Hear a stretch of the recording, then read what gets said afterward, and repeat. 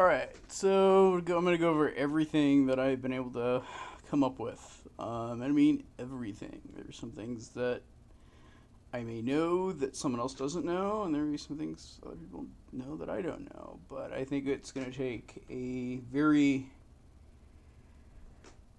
concerted effort by people that want to develop for Haiku to get very far. The problem I have is that I'm not a programmer, and right now I'm stuck on library X.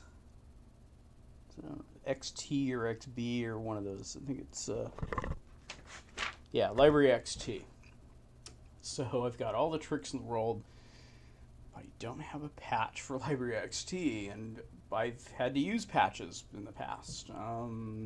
There's a guy that's done library XT in the past, and last compiled in 2010, but it was linked to one of to be located in the common directory that's now gone. So let's just go over this whole thing, because there's some cool things I've come up with here, but probably I'm at a stopping point, but I still might have some information that might help developers. Okay. So, topic number one, and this is using Packagesource, and at this stage, I actually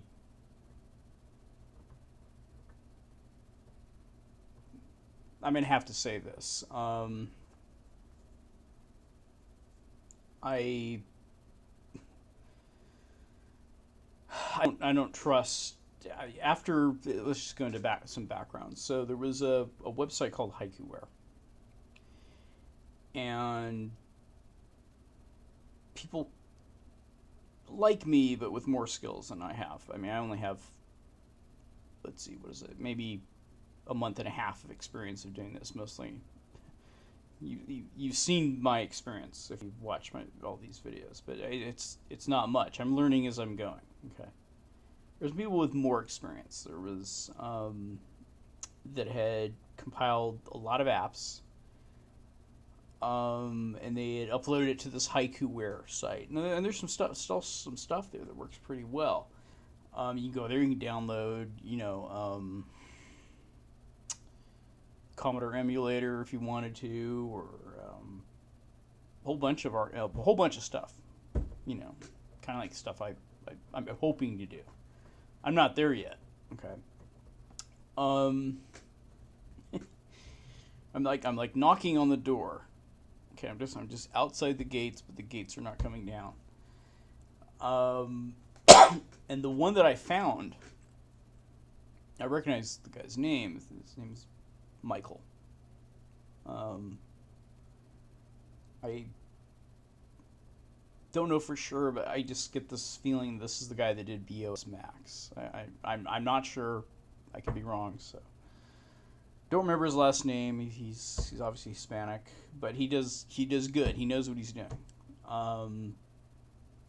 And I think the initial recipes that have come out of Haiku ports, or the very early ones, initially came from him.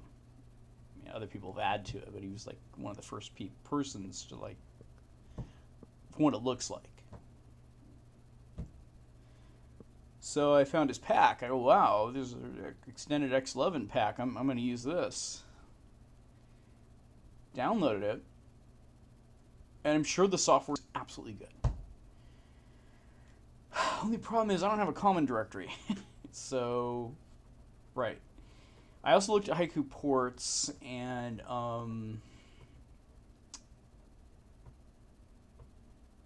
there's a recipe, basically, what we now call a recipe. Libtoolize,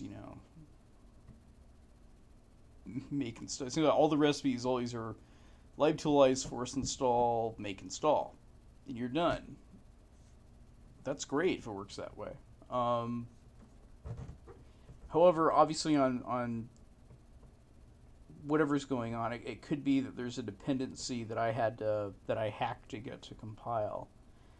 And when I did that, I got rid of something that this thing needs now, this library. I don't know. I absolutely actually just don't know. So, I think in Library X11 there was one file I had to change, and I think now nothing's. It's just this Unix house of cards. Just, one thing on the bottom doesn't, a little jittery, the rest aren't going to be stable. So, I don't know. One of the errors looks similar on one of the earlier versions. Oh, it looks kind of like the file I edited before, but that's the name of a function. And I didn't know what to take out, so I just took out some lines, and then it compiled. Whoa. Just trial and error is all I could do. I know what a function is, but just so many brackets and stuff, and I don't know what all these weird names are and what they're supposed to do. So I'm kind of screwed. Right? So I could have screwed myself over, or I might not have. But nonetheless, I couldn't get library XT, I think it's 1.14 to compile, and the version he has, I wanted to force Packagesource to package it up, and I know how to do that. And I could actually take a binary that's already been compiled and make Packagesource think it's made it itself. At least get it in the package system, right? I know how to package it up for the package system. So, but then when I went on to the next program that was going to rely on it, it says, sorry, can't link to it, can't find boot common. I don't have a boot common. I didn't compile it, didn't link it. Package config, I'm pretty sure has. I hope to talk about package config.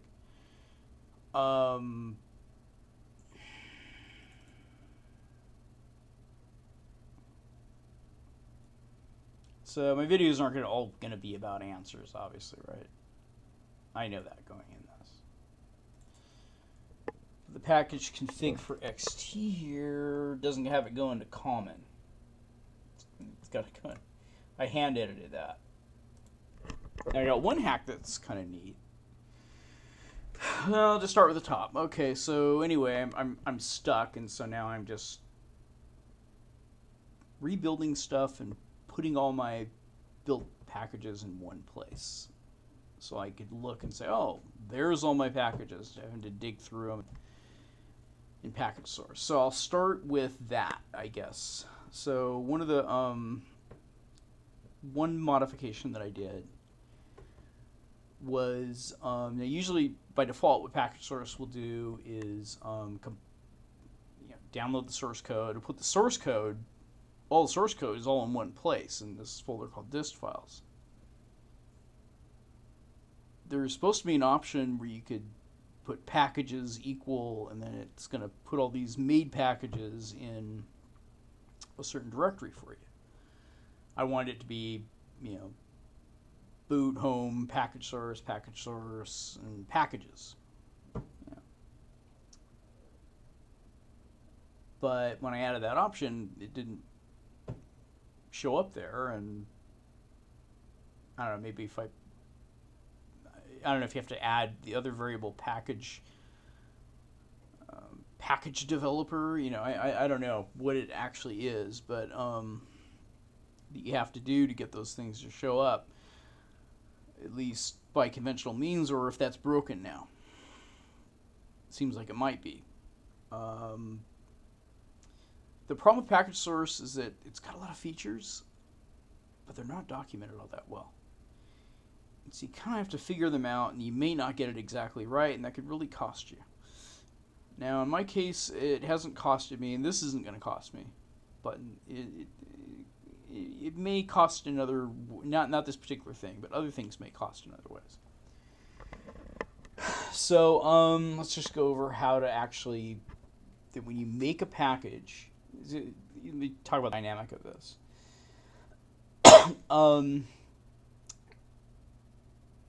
So I've got a 50 gigabyte, VirtualBox hard disk for Haiku here. If I weren't to do anything to try to keep the package size down, I'd probably be out of space by now. And I haven't even gotten to build Firefox. So I need to do something. So this is what Packagesource does, just as an overview. Downloads the source code, puts that source code in a folder called dist files in the Packagesource directory. I referred to it earlier as boot, home, Packagesource. Packagesource. Don't ask me why I have 2 package sources. That's just the way it is. Boot, home, Packagesource, Packagesource. That second package source is the root of my package source directory. There's a folder in there called dist files. And unless I've made an effort to clean that out, all the source code for everything I've ever tried to compile is going to be in that folder. After a while, that adds up and takes up space. Some are really small, some are bigger, but they add up and they take up space. Then in the individual program that you're trying to compile, it makes a copy of that source code and extracts it. Then if there's patches, there'll be 2 copies of, there's the original, then there's the new copy of the package. And not much, not much of a waste of space in that regard. Then there's a folder called .dest directory. That what Packagesource does is when it finishes the compile, it tells the installer to put all these files in .destination directory as if it were installing. Then what Packagesource does is it still keeps all those files there, zips up a copy of this, places that copy in a .packages folder, and then takes another copy and puts it on your hard disk where it belongs. There's another feature in Packagesource that you can go into, say, the archivers category.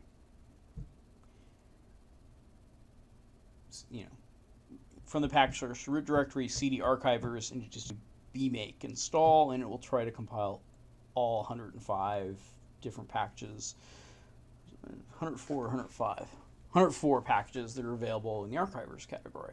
Start with the first one. If it fails, I'll just go to the second one. And of course, if there are any dependencies, it'll try to compile those. Okay.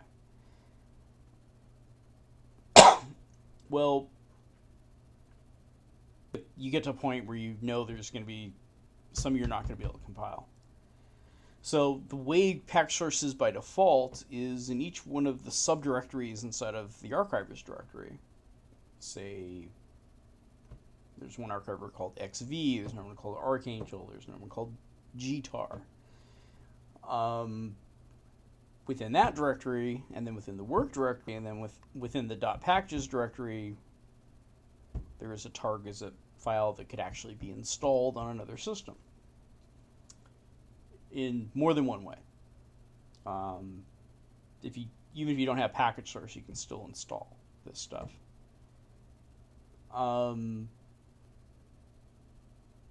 Well, what ends up happening is there's a lot of other stuff in there that you just don't really care to keep, perhaps. Maybe you don't want to have all the source code sitting around. All you really want at the end of the day is, because you can always go back and do a make install, and it'll extract the source code back into the directory. So what you really want are these target zips, but you don't want them buried in 104, or that's a small category. I mean, there's some with as many as 1,855 categories, 780, somewhere in there. That's a lot of work to go in and, you got to be a really good shell scripter to get all those things out and copied into a central location. So I decided I want to put this back in packages, and I remember using this years ago, and it would do that. And I thought it was dest files, but it's not. That's actually just the source code. So the way you could get this to change, and if I remember what the hell I did, actually just get this somewhere in here.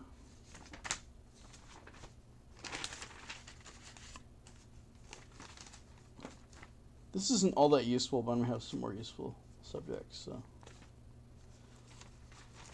There's a lot of them. And you're going to see how many things I'm able to overcome, and it's still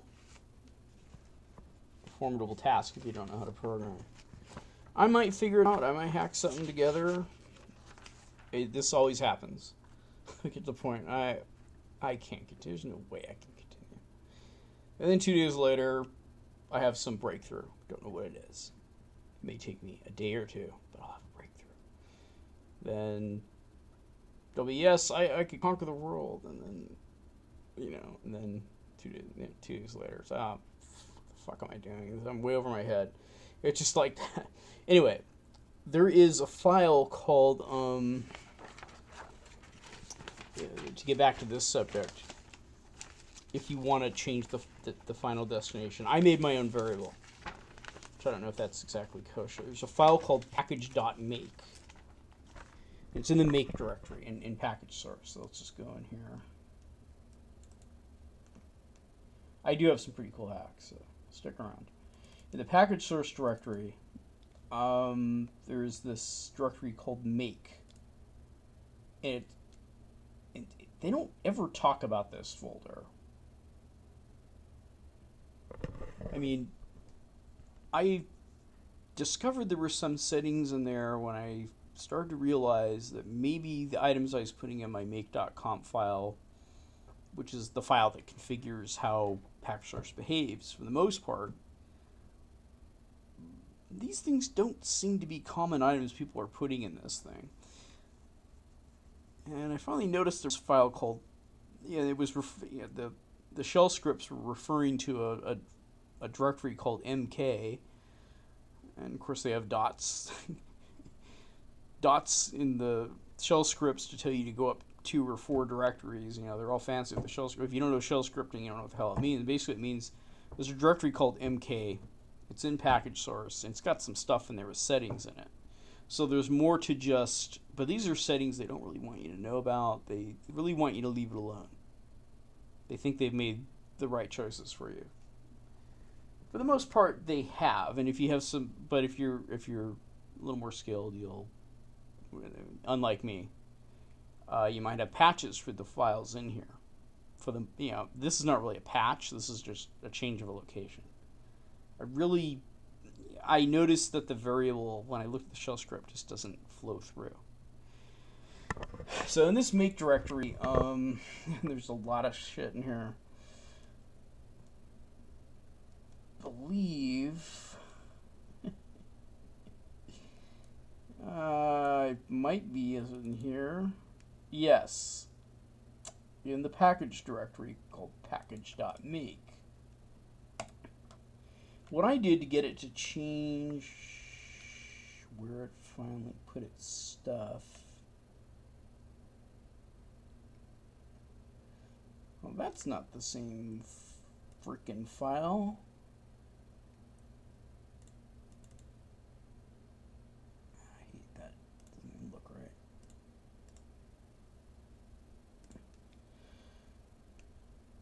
This isn't the same file either.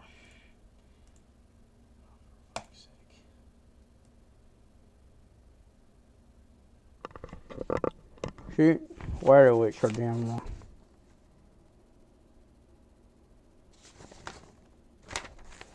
This is called package.make.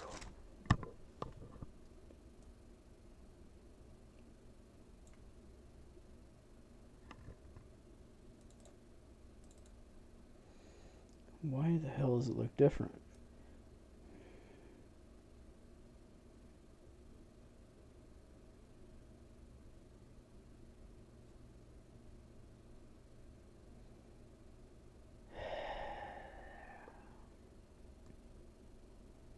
That's another problem. There's just way too many variables in this goddamn thing.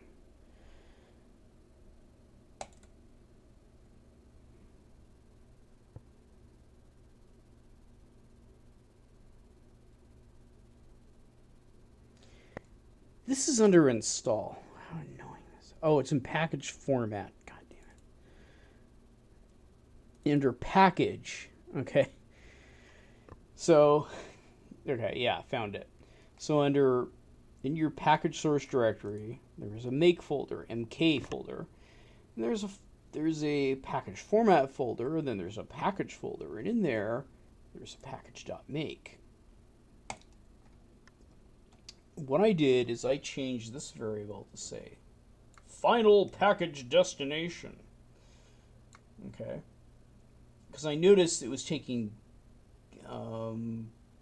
this stage profile variable here and doing everything, and and basically it was putting the package in the .package directory. I guess we look for it. No, it just takes so long. Look, I'm tired of looking for stuff,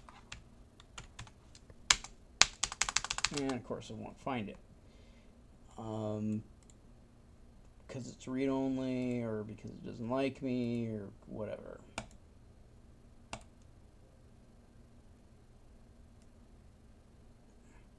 Oh, sorry, .packages. Whoop-de-doo.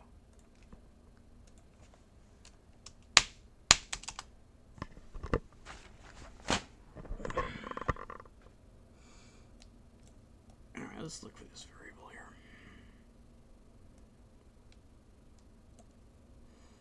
This thing here.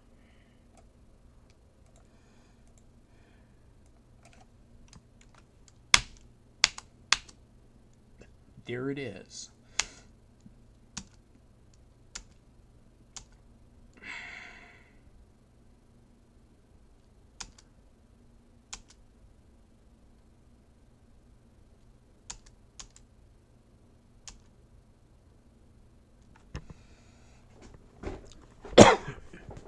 You know what? The variable is actually, I've replaced it. It used to be in here. It used to have some variable and then .packages and this file-based thing. So I decided I'd rather be able to pick what my final package destination is going to be. And this basically, this part here are the variables that are used to name the package. This right here, I've decided to be the final package destination. Now when I make clean in my directory, it's not going to delete that. It's just going to keep it in, because the make file is not going to delete that. I don't know why they've placed this under package formatting, because that file is mostly about whether it's a tar zip file, but I guess a name is a kind of format. But so what I've got it to do now is, now in my make file, if I can find it, so many damn directories. This, because you can actually see what I got. I got a lot of stuff in here. I've added this, where is it? Right here. Final package destination. Boot home, package source, packages. So if you just put that final package destination variable in there, it's not going to work for you. You have to edit that other file that I've already forgotten the location of. It's in the make directory. I think it's in package format, in an additional PKG folder, and it's called package.make. Okay. If you do that,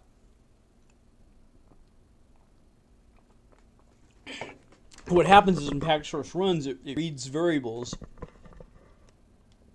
from this file and makes these the overriding variables. Even if variables are set elsewhere, if you set a variable here, it overrides the other variable. So I knew it's going to use the variable final package destination, so that's where I want to go, right? Boot home, Packagesource, packages. So let's see what's going on. So I'm redoing it now because I got everything in the same place. But I'm doing it for more than one reason. So where's Pat? There it is. So I'm getting a bunch of fonts right now.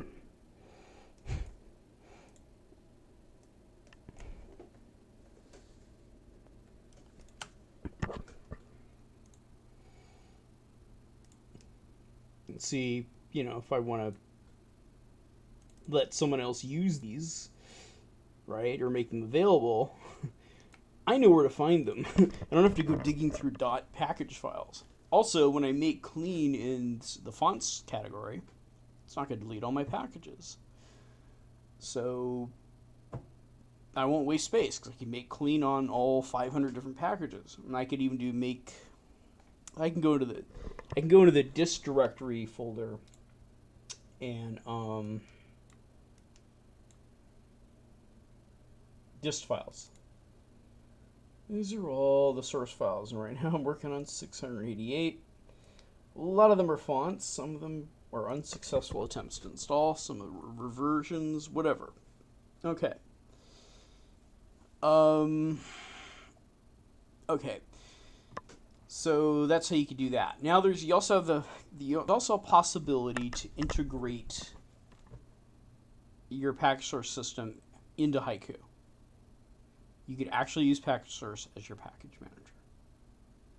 From what I've read yesterday, if you have files, and I've seen this is true, if you just simply put the libraries and the executables that you want to have work that constitute a whole package into this non-packaged folder, what you end up having is an installed package.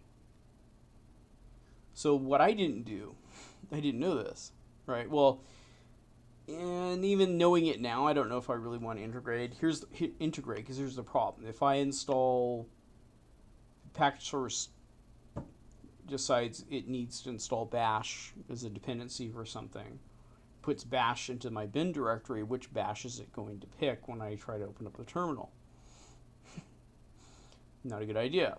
A lot of the time it's recommended that before you use Packagesource, to slim down and minimize your system as much as possible so there won't be any conflicts. So if you integrate it and use it as your package manager, you're going to have to start out by slimming down your system an awful lot.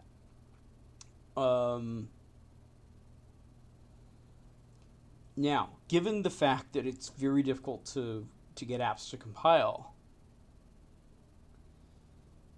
I mean, count your lucky stars that what's running is running right now, as old as it is. That may not be the best choice to use it as your package manager. Depending if you want to develop and make new. So probably the best choice is just to keep Packagesource separate. But if you really wanted to, you would change your local base here from boot home package to, let's see, was it boot home config non-packaged. This folder is what the common folder used to be. This is, so after there was an established community of people who had created recipes, thousands of recipes, all geared towards having a common directory, there were a lot of negative after effects that came about from the package manager. I hate to say that, but that's true. Now, you don't have to actually do without with a common directory. If you want to have a common directory, problem is I'm not rolling with the common directory. And then if I did, everything would have to be out of the common directory. You can. Someone was kind enough to share an email yesterday as to how to actually cause a writable user directory to appear on your system. So I'll show that. I have one that exists at this point, although the terminal seems to know that I'm not supposed to write. Well, I'm not so sure about that. Let's see. So I'm going to do touch user. Haha. Okay, let's go to the user directory. What? You have a yes, I do. Now, how the hell did I do that? Well, it was on the someone named Pete. I think it's Good Eve. Who's raised some complaints about the fact that the common directory has been moved. You do realize, if you look at if I go over to the Haiku files website that has the recipe for the earlier version of libxt, the recipe says I'm supposed to change directories to the common directory.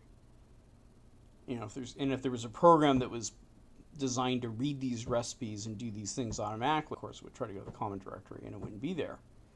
Or if you have an older piece of software that was made and linked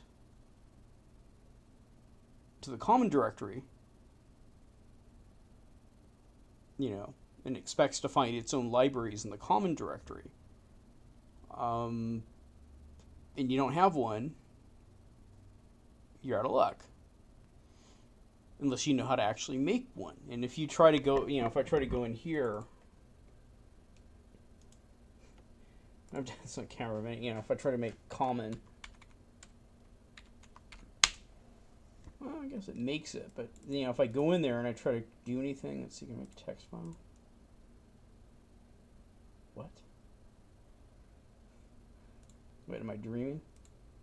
Will that survive a reboot? Can I delete that? Why is my... it's supposed to be up here. You can't make a new directory here. Well, boot common, what's the problem here then?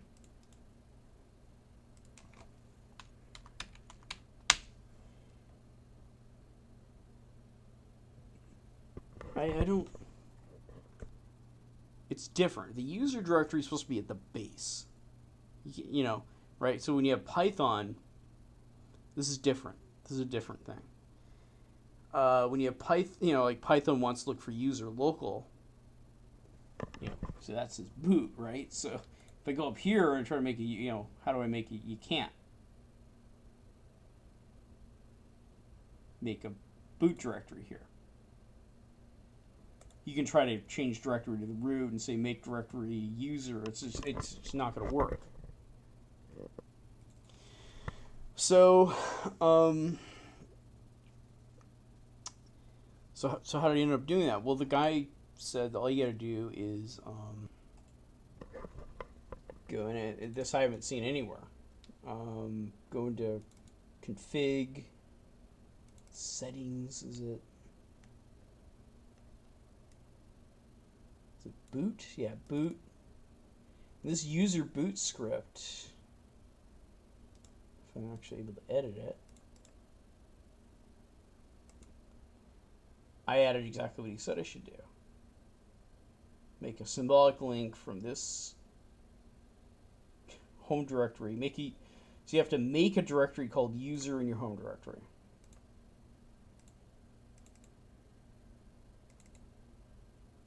There it is, haha. And then you say, I want a symbolic link to my home user and just call it user. And you can do that. Otherwise you can't. So that gets around the whole file system being mostly non-readable. Whether this is going to solve any issues with Python, I don't know. And I've already gone through the trouble of installing 2 of them. And they weren't exactly easy to do or easy to remember how I actually did it. But, if I, and still Python's, if it really actually requires a user directory like one of its scripts claims it does, then,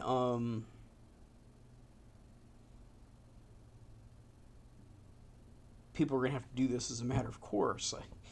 It doesn't make any sense. I'm not convinced that Python needs a user directory, obviously, because Windows has it. It's just what it's really about is the difficulty of us having a tiny amount of developers compared to the developers that are doing work for Windows. And of course, so it's just me versus an army, and me. It's going to be a lot harder for just me to root out of all the shebangs that have user in it than it would be for 1,000 people swatting gnats versus me going after a beehive. Whenever I mention this, it's like, well, what's your problem with a package manager? I'm not talking about the package. I'm just talking about making things easier. But no one. Every time it's like everything's just so personal over there. But, okay, so let's just get past that. All right, so that's how you make. Okay, so now let's go back to Packagesource now. How do you override the problem with the fact that some of the installers use hard links? You can't overcome every single incident, but you can overcome a lot of incidences of, it does end up using additional RAM for reasons that are unclear to me. But I'm going to go over, I know that, which package was that, I'm too organized. Which one of these needed a hard link? Bazip 2 needed a hard link. I did a whole presentation on Bazip 2, and all I really had to do was have this one option set, and I wouldn't have a presentation to do on Bazip 2. There wouldn't. The only thing for me to do would be make that one change, and then everything else would just work. So actually, I've already cleared out Bazip 2. The archiver's directory is empty now.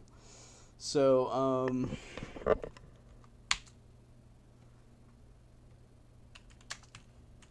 go over to archivers and Bazip 2, but let me tell you what the option is.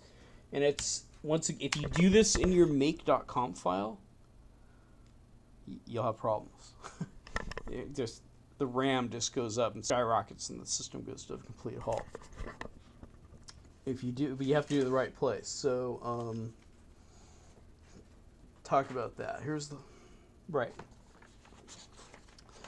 So the hard link override is in something called the file called tools.haiku.make. That's also in this secret make folder in Packagesource. So down here, let's see, make. Should be a tools folder. It might be a platform. Yeah, tools. And this is just for Haiku. So if the uname of your operating system says Haiku, then you'll be, so that's why. That's, the other, like the ones for mere BSD aren't going to apply. You have to change the one for Haiku.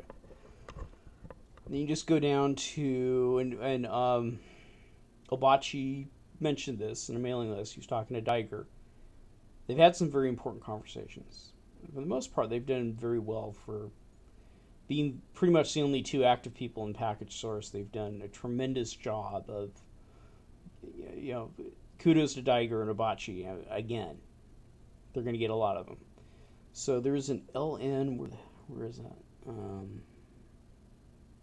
LN, LL. Right, so I added this -s right there. Before it was just LN, so whenever the variable LN is used, basically, or this I'm not sure how it works, but let's just go into Bazip 2 and let's see that it does. Okay, so.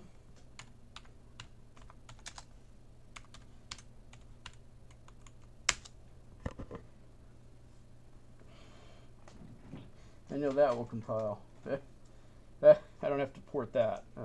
That works. It's a basic Unix tool. It doesn't venture out of the realm of POSIX. Toolchain wrappers.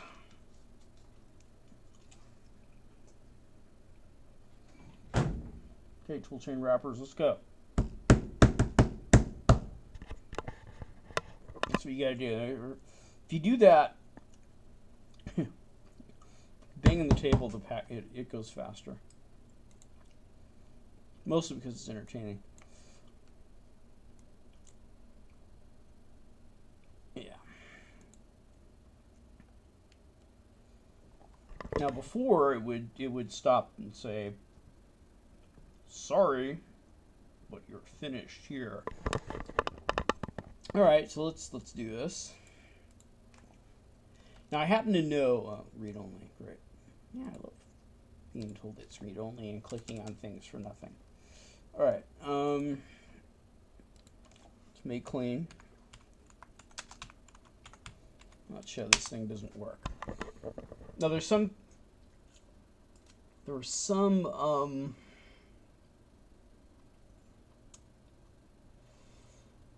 packages that still had an issue with a hard link. I expanded my statistics to have a better idea, an even better idea of what's going on.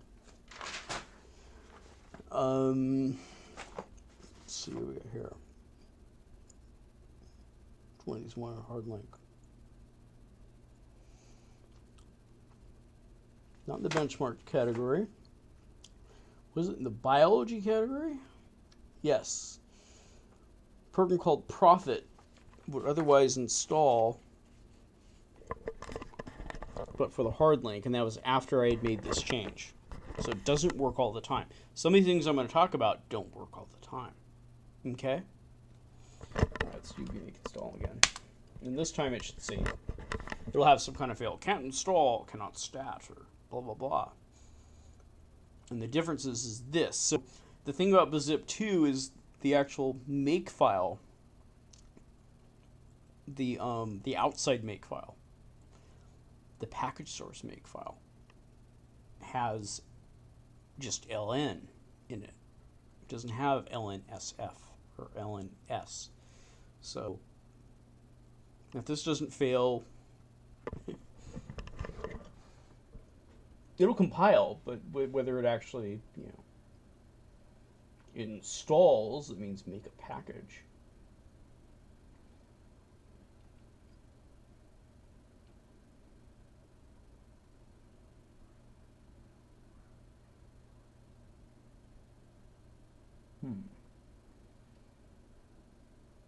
Well,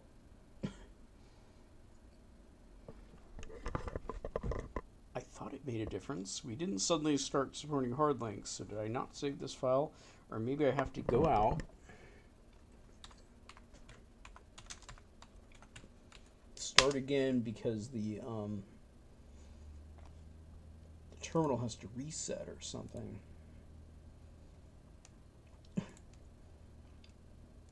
No, you know what? I edited the make file for Bazip 2. Let's do this once again. That's why. Archivers.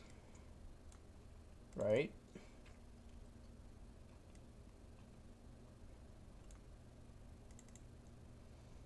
I've edited this and I've made it have ln minus sf. I added the s before the f there.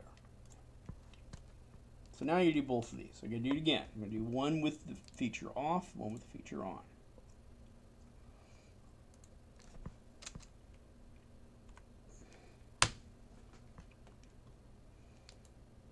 Again, this is the tools.haiku make file in the make subdirectory of package source, and in the tools directory, subdirectory of make of the subdirectory of package source called tools.haiku.make.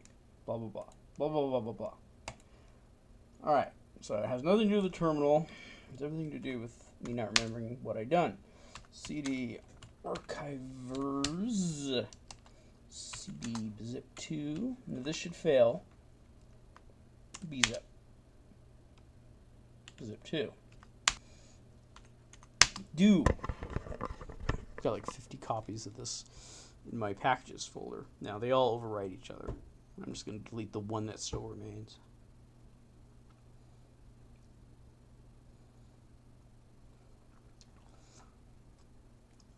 Meanwhile, I am going to manually move these additional packages that are compiling into a nice fonts folder.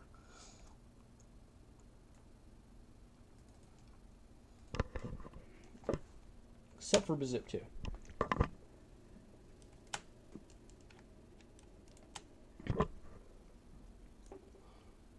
Why are you doing that?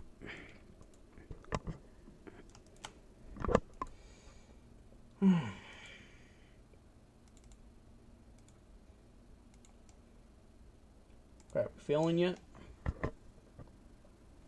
Now, why did it do that?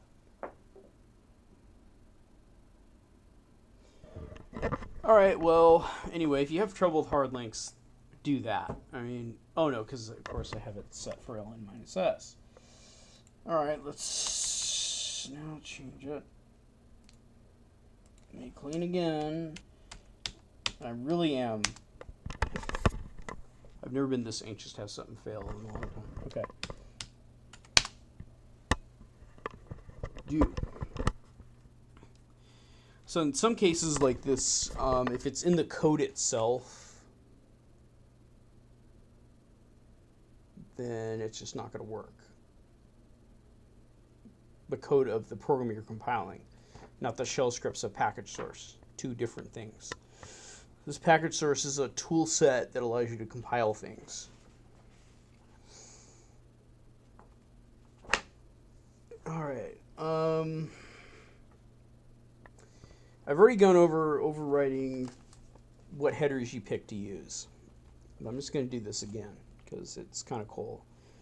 This one presentation I think is going to be all about.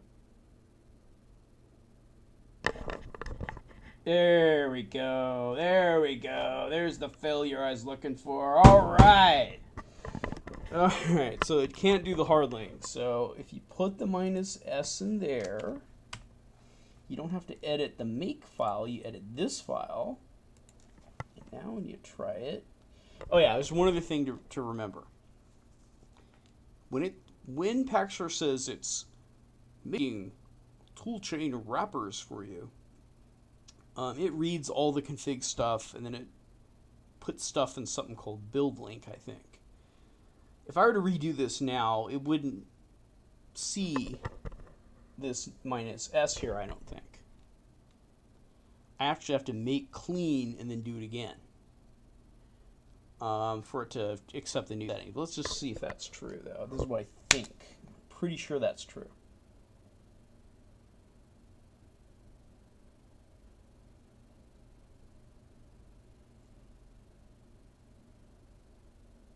Oh, okay. Well, it reread it. In some cases, I got the idea. There's some situations where it's hard to sort out, but I think there are some situations in which you have to make clean for the new stuff, and I don't think that's a toolchain wrapper kind of deal anyway. I think technically think about it. Okay, so that's basically overwriting. So you're gonna have less errors. So all these little changes, of course, are about having less errors. The less errors you have, the smoother things will go. In theory. Some people like to have errors, but all right. So let's talk about overwriting the headers that Packagesource uses if you wanted to. I looking at this between today and yesterday, I actually don't see any reason to not use the headers that come stock. But if you have to, you can decide to not use the headers that are in the system, and it's fairly simple to do. The first thing you have to do is you have to dump what's called the specs file, put it somewhere, and then you have to tell Packagesource to look there and use it. This isn't really documented in Packagesource. This is something I came up with because I just wanted to see whether what I thought were duplicate headers were giving me an issue. But there's two things I didn't consider. One is that GCC may have a priority. I raised the question, got a good answer from someone there. Basically, there's a hierarchy of what headers Haiku picks, right? So even though there's a standard input-output file both in the POSIX and the BSD directories, it's going to look at the POSIX ones first, and if it finds the POSIX file in POSIX, it doesn't bother to look in BSD. The BSD directory, I was told, was for Wi-Fi. So, so keep in mind, if you're actually compiling a driver for Wi-Fi that's based on a BSD driver, and you need BSD headers, you have to use the include flag to pick those headers rather than the other ones. You're not going to be doing any driver compilations in Packagesource. But if you wanted to make it easier for yourself, you actually could use this trick if you're going to be doing a lot of compiling of, say, BSD drivers. So first thing you have to do is get the specs file. I think I did this just recently. Basically, I think it's GCC minus get specs. You got to name it something and put it somewhere. So I'm going to put this in home. No, it's not home. Tell you use links before. Boot home. I'm going to call it the specs. You can call it whatever you want. Actually, you probably should just call it specs. Nothing else, just specs. Let me look and see if I already got one in there because I somehow.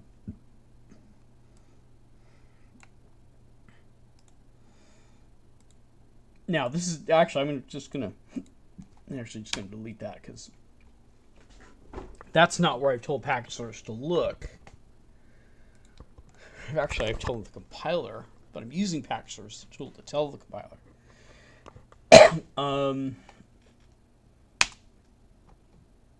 No input files.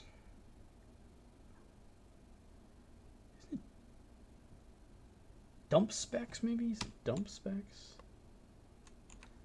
Or maybe I should probably just look at my documentation instead of wasting people's time. Yeah. So where is it?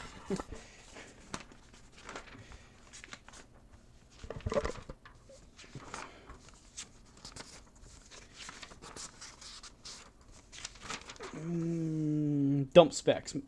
So GCC minus dump, and then you have to redirect it. I didn't redirect this, so. So now there it is. Right? Redirect means take the stuff that would come on screen, put it in a file where I tell you. That's redirecting. So I've got the specs here. Now, if you want to modify it and you want to have different headers, then what you got to do is I figured this out by trial and error. And I know it works because it comes up in the compiler all the time.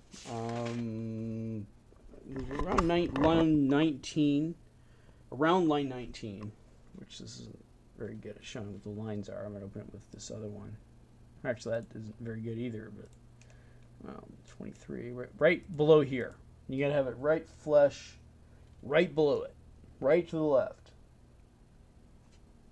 Minus I. You're basically, this is a hack. So what you do is you're saying this is an this is the include directory, and then you say where you want to put it. Right. So if what I did out of habit is I put this thing in boot, home, package, etc. And then I changed this to be no. Wait, stop. Stop. Go back.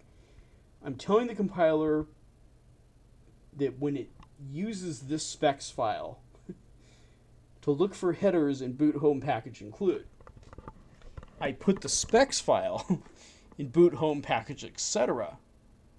And then I changed the setting in Packagesource to always pass the compiler flag that's necessary to use the specs file rather than the default specs. And that compiler flag says look in boot, home, package, etc. So I'm making the compiler every time I compile with Packagesource, and I can turn that off and on when I want. I say when the compiler runs, it tells the compiler every time, look in this folder over here. Look at the specific file in boot, home, package, etc. The contents of boot, home, package, etc. specs say, if you're looking for headers, this is where they are. They're at boot, home, package, include. Now, of course, boot, home, package, include would be empty unless you actually copied over the headers from the system. You can... Now, I only have one of these directories. I only have this is like I'll call it traditional Linux way of doing it. Notice I didn't say Unix, so whether you want to call Linux traditional or not, that's up to you. But basically, the way I copied things is I know I'm using POSIX headers, I know I'm using system headers. So we got it under develop headers. So I decide if you're doing BSD work, you're doing drivers, just copy the contents from here. If you don't have to pass an include flag every time you run a compilation, just copy all the contents from right there inside the that's the OS directory, the BSD directory. Just copy all these into boot home package include. If you do it the same way I did it, if you pick another spot, call the file a different name. Of course, the parameters need to be different. Okay. In my case, I put all of the POSIX headers and the rest of these headers below, because there's no duplicates between POSIX and these that I'm selecting right now. I put all those in boot home package include. So that way, it's okay to have a header set up like that. You have to think about it for a little while, but it works. Okay, so, but again, I think they've actually tested this out and it works. It's one more complication, but they've dealt with it, and I think they dealt with it the right way. But if you want to do that, you can. And oh yeah, so the last part of integration into Packagesource.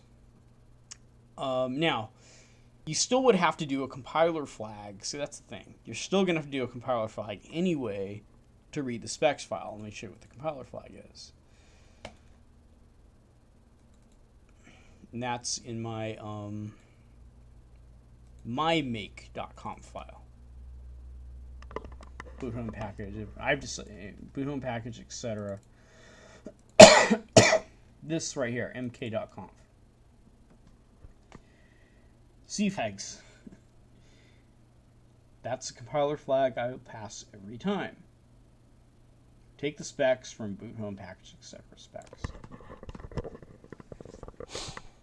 So actually, I really don't actually see a particular reason, because you're still going to have to do a compiler flag. If you're doing the BSD drivers, Wi-Fi driver, I don't see a reason. I mean, this is just an extra step, and you're still going to be going to something, right? So this you have to type C flags versus just -I. So that doesn't really do much. All right. But if for whatever reason, time proves out that there's something wrong with a header here or there, and you don't want to have to download the new nightly with the fix in it, you could use the replacement headers this way. You know, if you already have 1,000 packages installed, don't want to have to start over again, or whatever you're doing. You can do it that way. Alright, that's done with that. Alright, so now, the next one's kind of cool. It doesn't work all the time. And in fact, there have been a few times I've had to go in and still edit. The most annoying configure files that are out there are the ones that use the M4s, the AC locals, and the configure pre, configure in, configure after, configure kind of before, and all that garbage. So this is the least effective way. There's two things that are common when you're dealing with porting apps to Haiku. The linkers, there's if the program needs to call the function get host by name, or things that sound networkish, you know, you're trying to compile a program and you get these errors like get host by name, can't read vsocket, you know, you're probably missing LNetwork. LNetwork isn't being linked in the final stage of compilation. Um, and so when the linker tries to link, it says, "Hey, I'm missing some stuff here, like this get host by name stuff." And so, sorry, I'm not going to make your binary in your libraries, until you figure out what it is. Well, there's a certain place to put that in a makefile. But there's so many goddamn varieties of the way this could appear that what I'm going to talk about covers a lot of them, but not all of them. You could end up having 20 different attempts to get this to work. One of them will probably work, but then you have, I don't know. This is just what I've done. So,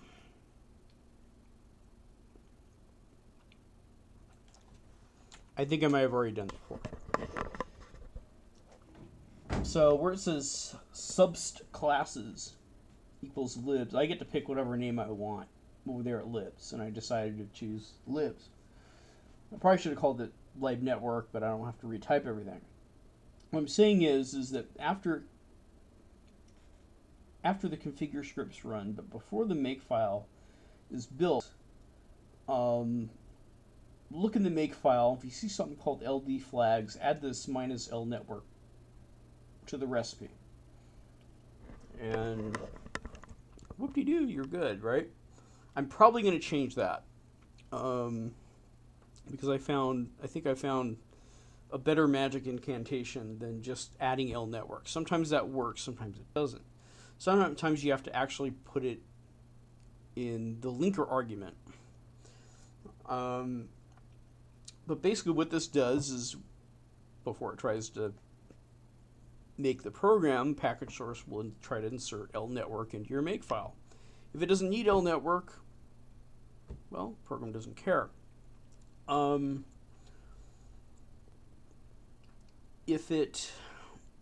I probably should do one of these for configure as well.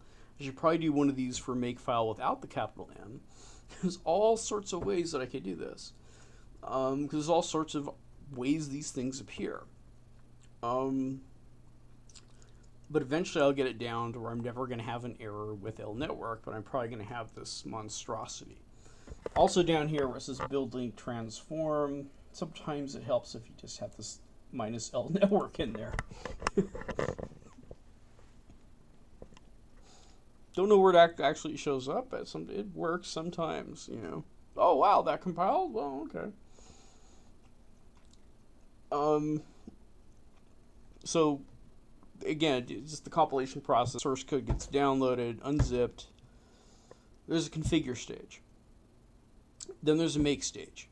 And what this is doing is, after configure runs, now this isn't completely proper.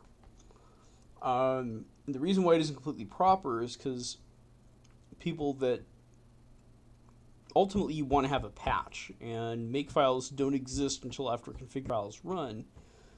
And I like this better because I'd rather not have to patch anything. I'd rather not have to worry about making patches. But when someone asks you how you did this, your answer is, well, you have to have Packagesource, or I don't know what the patch was. It doesn't seem very satisfactory to your audience. But if we had this kind of functionality built into Haiku Porter, it would be an adequate answer. We wouldn't even care about those L network needing to be added in. There's another set of libraries that don't exist that need to be taken out.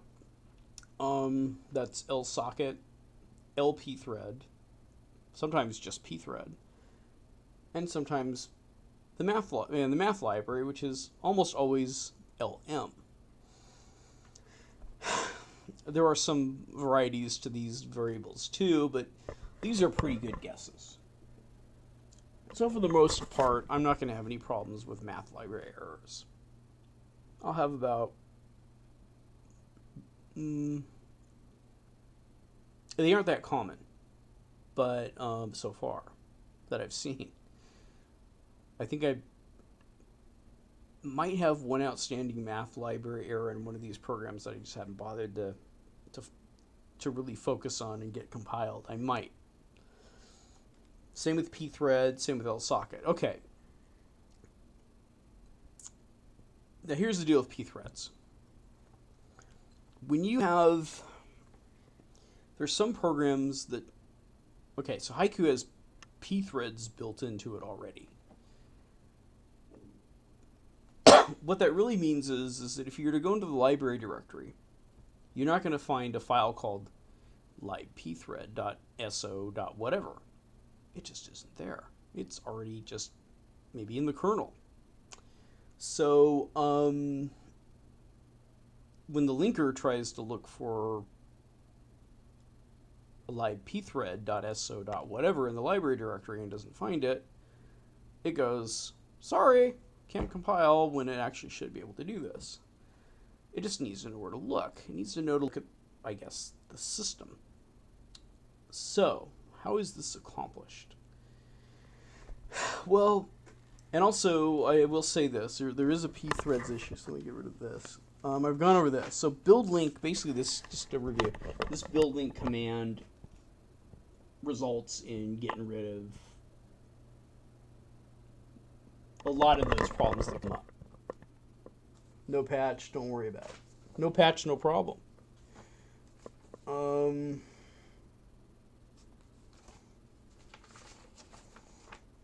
I'm going to do the pthreads issue. This was awesome. I figured this out. This is fucking awesome.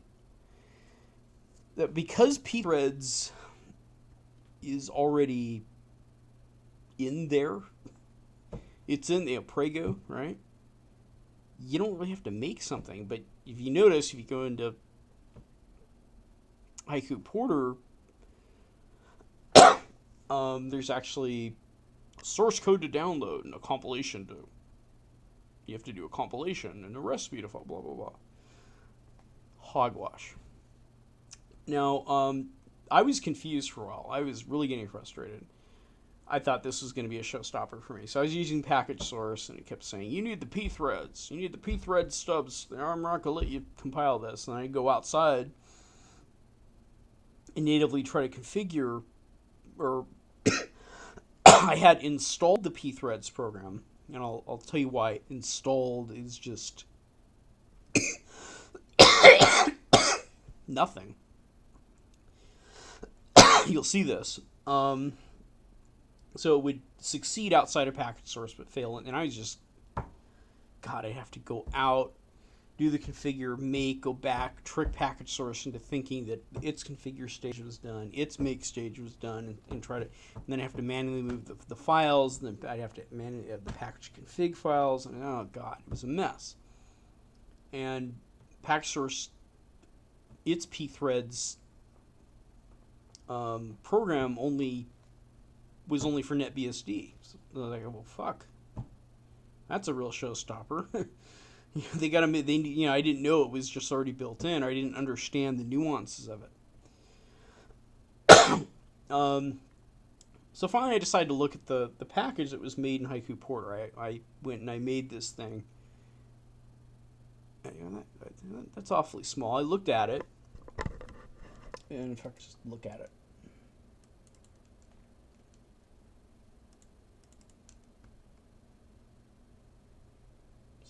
Threads, something like that. Yeah, this thing. So look at the contents of this. There's just one file called pthreads-stubs.pc.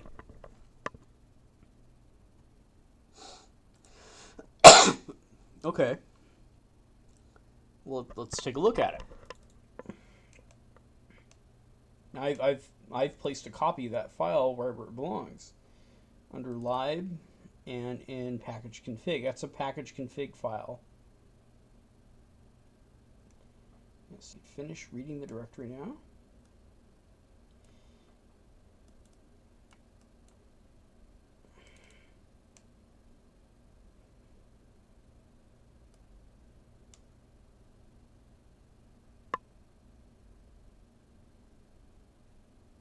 This thing here. That's all it is. You know, all I had to do basically is make a text file and have it look like all the other files. Like this this Python here just says fix, and they're all the same. It might have an additional include directory, but it's all the same, and then you copy it up there, and then you just type the name pthread stub. Oh, that's version 0.3, whatever that means. No libraries involved, and stubs for the missing lib standard pthread functions. That's bullshit. There's no missing. They're all there. It's just that the package config is really it talks to the compiler and says, hey, I don't got a pthread stubs. That tricks package config into believing that pthread stubs is installed, and so therefore tells the compiler that. Then the compiler keeps going. You do have whether that text file is there or not, you have pthread stubs installed. It's just the compiler doesn't know it. So you're telling all that does is tell the compiler. So if you're having trouble with the pthread stubs, there's no option you can do on the make file or built-in this. I was messing with that for a long time. All you got to do is the message goes away if you make a. That's all you got to do. Just make a file called pthread/stubs.pc. Put this stuff in it. Prefix. Copy it from one of these other things. Now you're done. And that made life so much easier. Now there is an option supposedly in the Haiku tools make is pthreads built in. It is marked no initially. I think that's a mistake. I think it should always be yes, because Haiku, it just should be just always yes. But still, it doesn't even matter if the answer is yes or no for the package source options, because, well, at least package source will stop complaining, but then the compiler will actually complain if it doesn't see that file. So whether you have package source or not, you still have this pthreads issue. And if you don't want to go to Haiku Porter and wait 20 minutes for, I don't know, it produces nothing. So I don't know why there's even a compilation process. It's like a config file. Just throw it in there, you're done. And that's basically how package config works. Basically, package config runs in the background, and so when a program tries to compile and say it needs popular as a dependency, this tells it where to look. If you're looking for libraries, look in the library directory. If you're looking for, like that.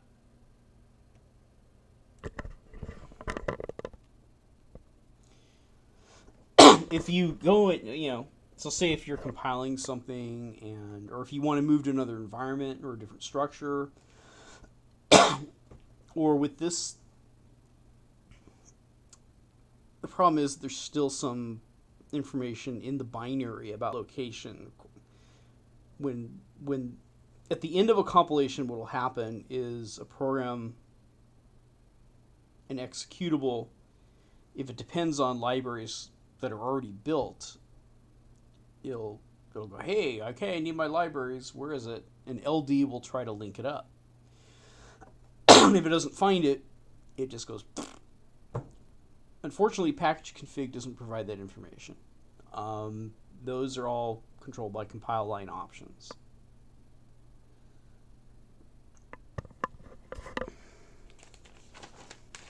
Alright, so now next subject is how do you use someone else's patches? Because today for the first time I used Diger's local patches. And it helped me in a lot of ways. I'm not going to do the variable definition. I don't even understand those much myself. But first I'm going to talk about Diger's involvement.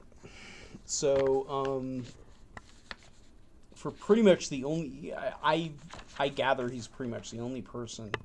There might be other people, but he's the only visible person, appearing on a mailing list that talks to other people about what might need to be changed or not. So he's done tremendously good. Very good. So, and he's made his own patches, and some of them work, some of them don't, and I have a feeling that some of them don't. I'm not sure why. It's really, in some cases, it's very difficult to get. Overall, his patches are good. Overall, if they don't apply right away, I'm gonna look at them and try to apply them by hand. If there's some, because there's other things going on, right? Packagesource needs the patches to fit in a certain way, and there's a little bit of muck to go through to get them to work. But overall, they're good patches, so I'm going to use them.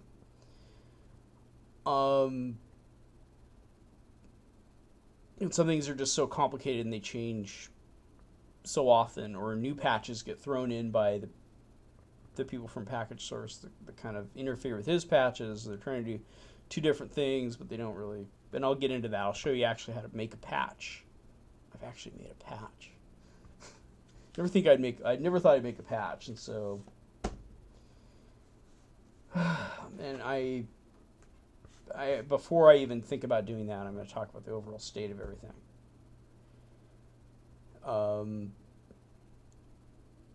But it's good to see something work. So instead of having things be so the reason to have a patch is so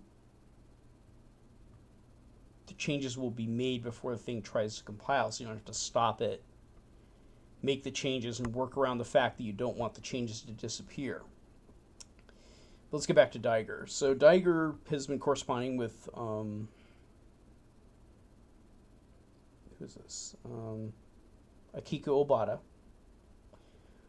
There's another guy named Obachi. I guess Obata.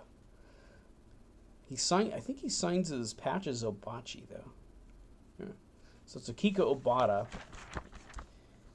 And so when he's the issues that he mentions on the NetBSD mailing list when he talks to Akiko or the patches he submitted all relate to things I've dealt with before. It's like, oh yeah, that's right. Yeah, what he's saying here is correct. I've seen that. And he talks about the p-threads somewhere in here. And I think that the answer that he wants, I think that p-threads trick is the answer that he's actually looking for. The problem with this stuff is there isn't really a lot of documentation about dynamic. So, and there's repetitive things. It looks like, yeah, I just put yes, p-thread stubs are built in, it'll do everything for me. Not necessarily. But he'll mention things that are important, and he submitted a whole bunch of patches. Some I've actually applied myself that weren't applied, and of course, then he's got his own local patches that have applied all these things as well. So I have to be kind of careful because his local patches assume that I haven't made any change. Anyway.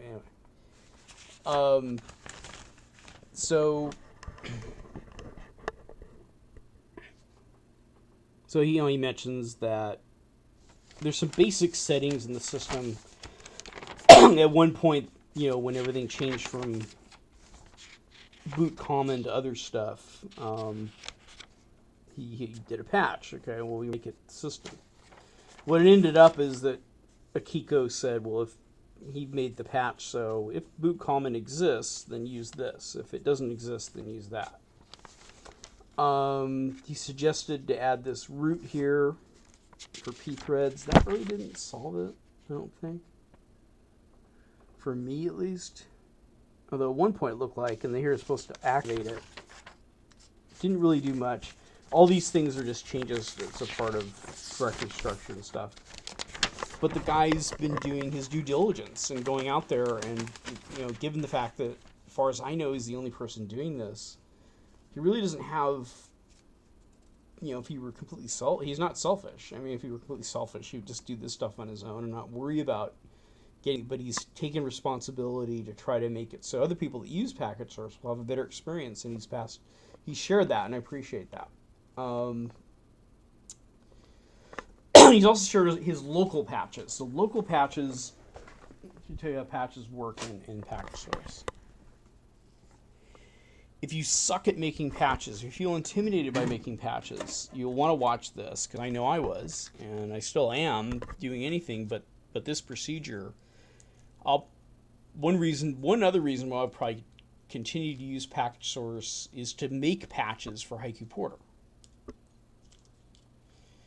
The format is a little bit different. Haiku Porter, they want all the patches together in one thing. NetBSD wants them all separate, but, you know, whatever. I know how to combine text files. You know, you just do the double append and you can submit it. Eventually, I'll get to that if I think I have patches that are worth submitting.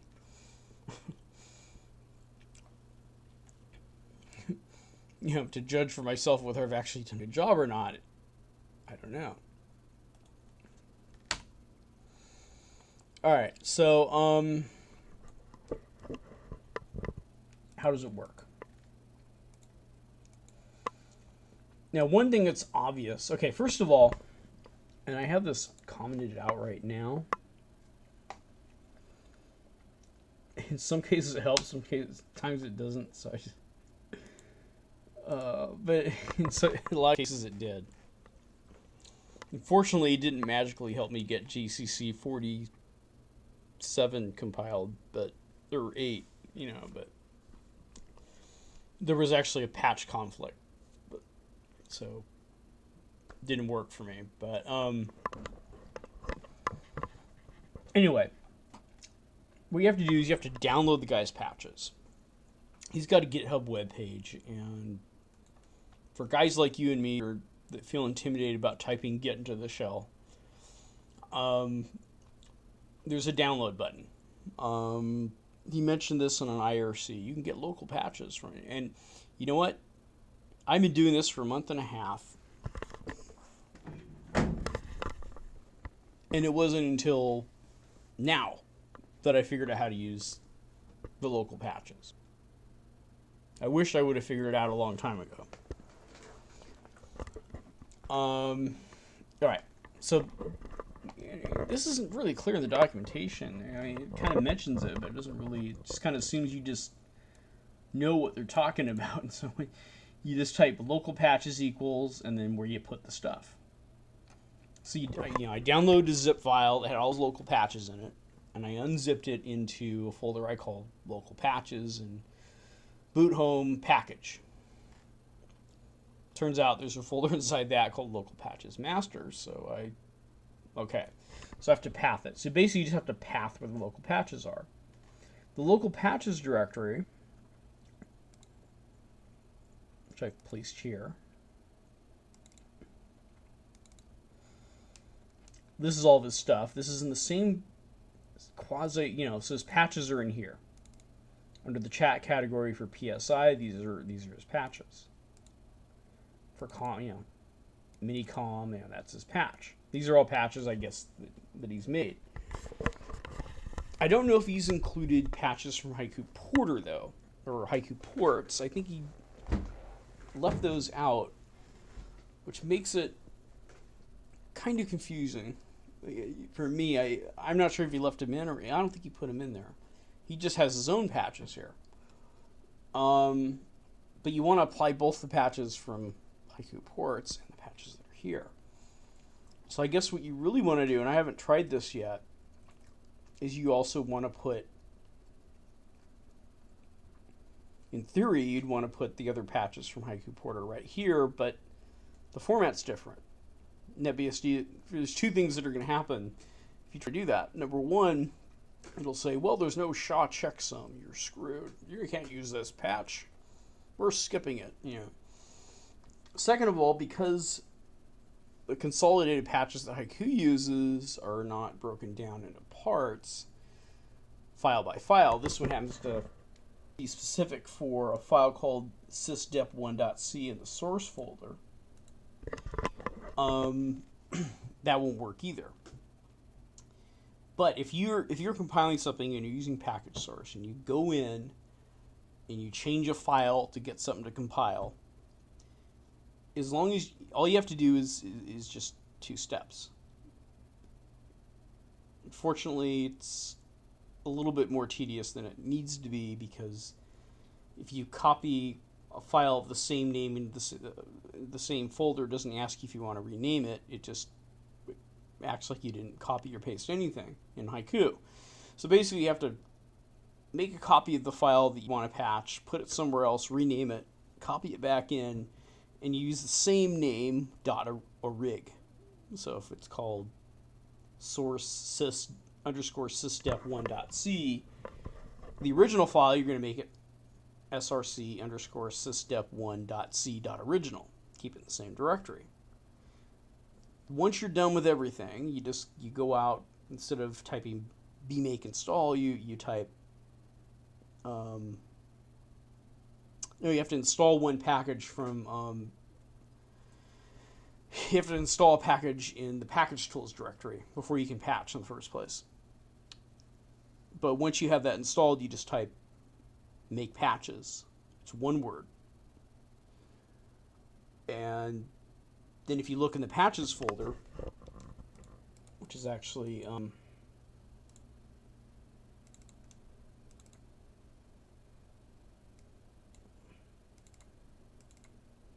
right there, you'll find a new patch with the name that looks similar to what was down there in the local patches area, that is geared towards applying your patch. So if you were to make clean on the directory, you wouldn't lose your changes. Now that patch will not apply unless you do a second step. You have to do bmake space, let's see, what's the keyword here?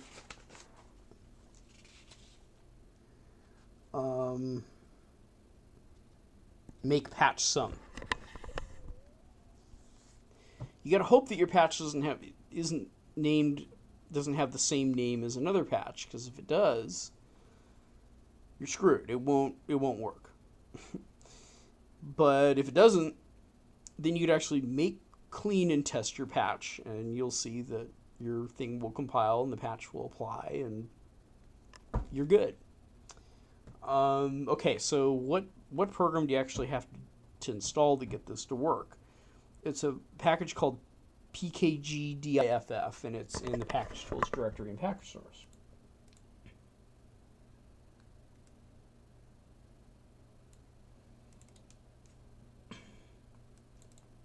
Right there. So you got a work directory. All right, so that, so I got that installed. Let's just do one example, okay? How easy it is to make a patch with this. Okay, so let's say I'm going to pick on something I already got installed here. Let's pretend I need to have a patch for the Archiver 9E. Well, they're all empty, aren't they? So first, let's go in there.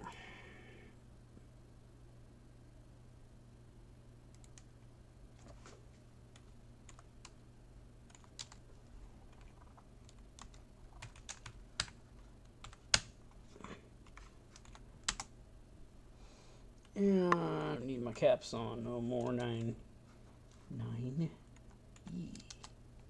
Of course, I've changed directories. And of course, I have to go into the archivers directory. What's going on here? All right, so let's just do the. Oh, there's one other thing. In fact, I'm going to do it this way. There have been some times. This is something else I figured out. There have been some times I wish I could just extract the source and not have it start doing the compilation process yet. Because there'll be times there are patches over at Haiku ports that I've downloaded on in my home directory, in the Haiku ports directory, and I want to hand apply these patches. I don't know if it depends on the I mean, I'd still have to do some editing, so to apply them in NetBSD. I don't know. I've never done this before, so far I've hand edited. Okay. And I thought to myself, well, I don't want this to start to try to configure and make just so I have to go in there and on the inside and do a native make clean and come back out and then make my changes, and I just want to. You can do bmake extract.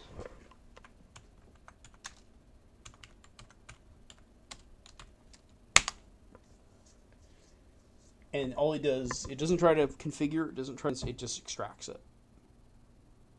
And if you don't have the source code yet, it'll download it for you as long as you have internet access, and then it'll extract. So let's go in here. And I got a work directory. And let's see, okay, let's say I want to make, this is the only problem with this file. This is what I end up doing. Just to rename something. I don't know, there may be something I'm missing here, but I'm going to call this one, edit the name, .original, a rig. I'll put this back. I can't just copy it. It's not going to ask me if I want to rename it. Alright, so let's go in here and let's just butcher this sucker. Let's open it with, that's my patch. Wait. Gone. Save it. Alright, let's go out. Actually, I'm already out. So now let's just do make patches. Now, how do you install this package diff program? Change directories into the package tools directory, change directories into package diff. Same as always, make install. All right, then as a result of that, it makes a program called make patches instead of package diff. Okay, so I'm going to make some patches there. Not saying, hey, we already got a patch. This is what happens sometimes. We already got a patch it, Dumbo, and you got to sign it off. Anyway, so here is, it must be that, now you look,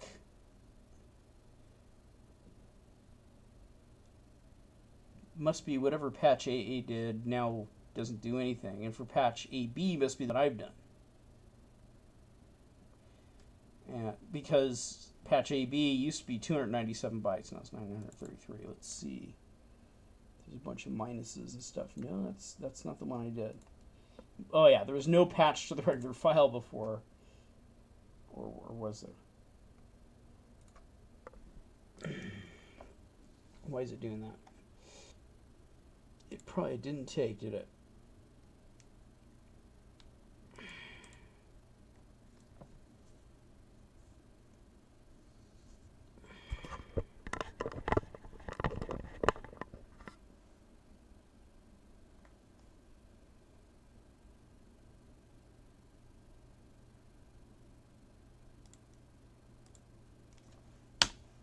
I just want to show how this damn thing works. Can we do this? Put a file in there. There we go. Alright, the original was 0 bytes.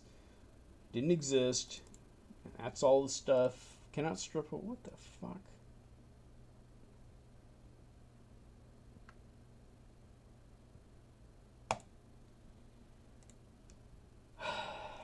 That's not a good example. Well, I'm not going to do another one. I mean, basically,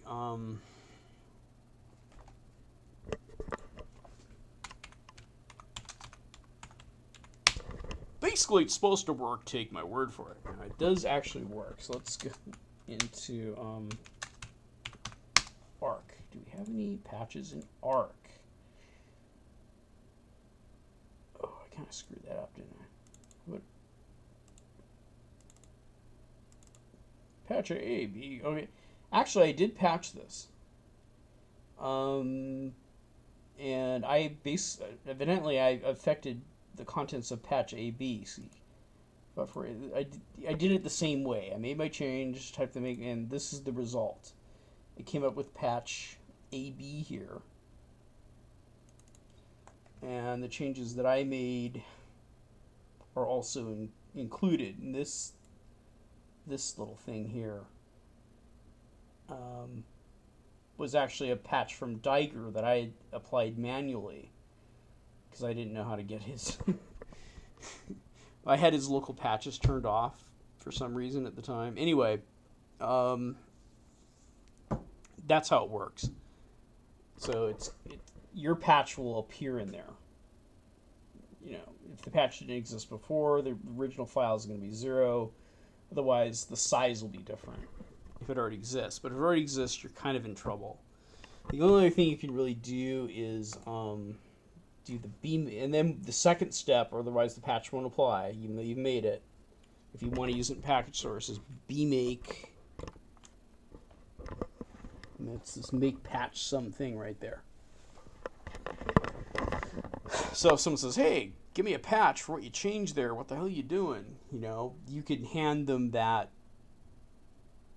patch file. Now, what does that patch file not include? The automatic addition of LNetwork and the automatic subtraction of the math library, the pthread library for linking purposes, or lsocket. Doesn't exist. It's not going to be on that patch. So if someone applies your patches from here, they're going to say, "Oh, well, what the hell are you talking about? Your stuff doesn't work." Well, what the problem is that the other person isn't using Packagesource and they don't have the same settings that you did in your master configuration file. So that's one thing that could go wrong with local patches. You know, if I've already done my own advanced stuff or non-advanced stuff, or I've got stuff that's actually changing things, whereas the person I'm using the patch from hasn't been able to change this part, but's been able to change some other part. But I've been able, and I've been able to change this part, but not the other part. His patch is going to affect the stuff I've already changed, and then my thing won't compile. So if you use patches from somebody else, you actually want to look to see if they've tried to do some of the same stuff that you've done, and understand the effects of it. The problem is the documentation is so poor. So Dagger's been trying to do the same thing that I have with LNetwork and the math library and lsocket and some other stuff. All right, so if I go into his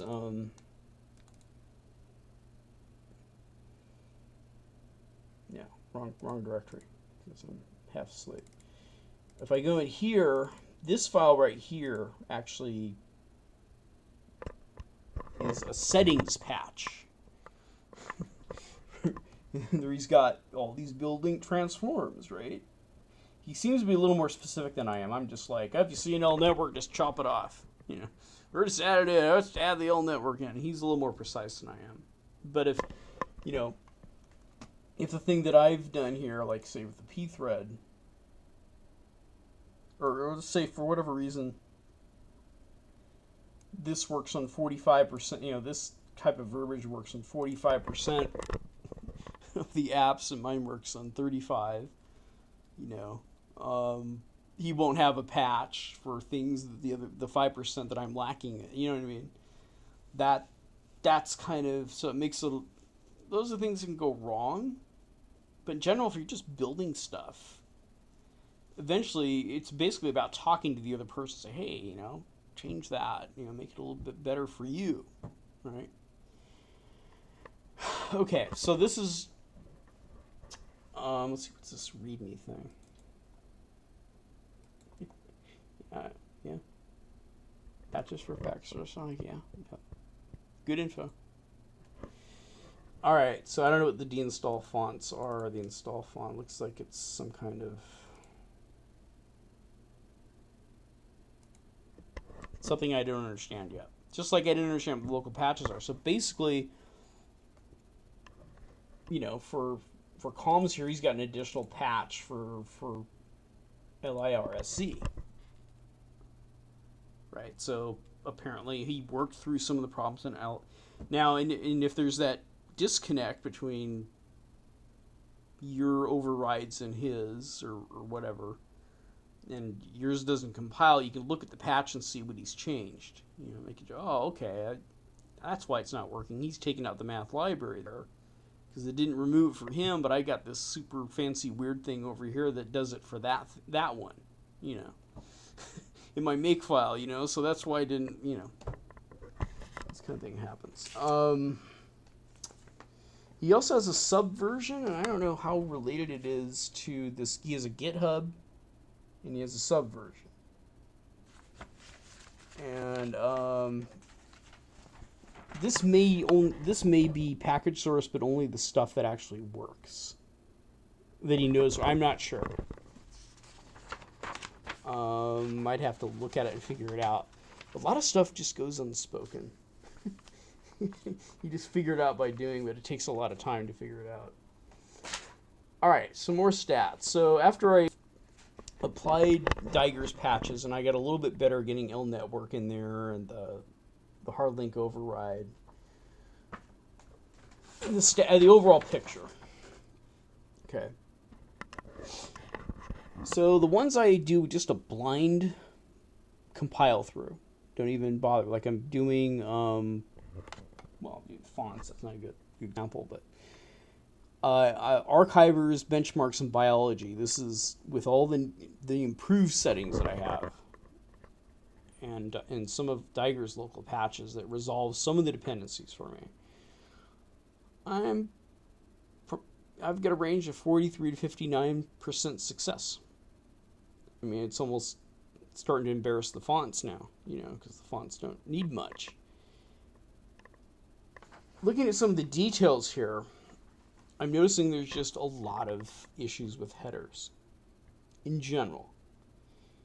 So either it's installed and I've overcome the usual stuff, Lib Network, LSocket, Math Library, or the header's passing on an argument in such a way that the program's saying, no, you're not supposed to declare it this way, we need to know if it's a this or a that.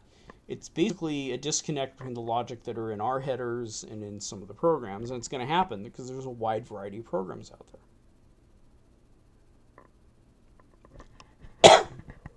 I looked at the zlib header, and when I try to compile Archangel with Linux's zlib header, it didn't make a difference, by the way. There's some that we're missing, and again, I've done this before, so we got sys macros missing, statfs missing. They just don't exist. Some of them have specifically headers that are named as being, the function that comes in from this header file it can't be used with this code you have here, is basically all it says. Okay. And then there's some other, like, higher level dependencies, like this package needs CMake, otherwise too bad. So it doesn't work, or heirloom.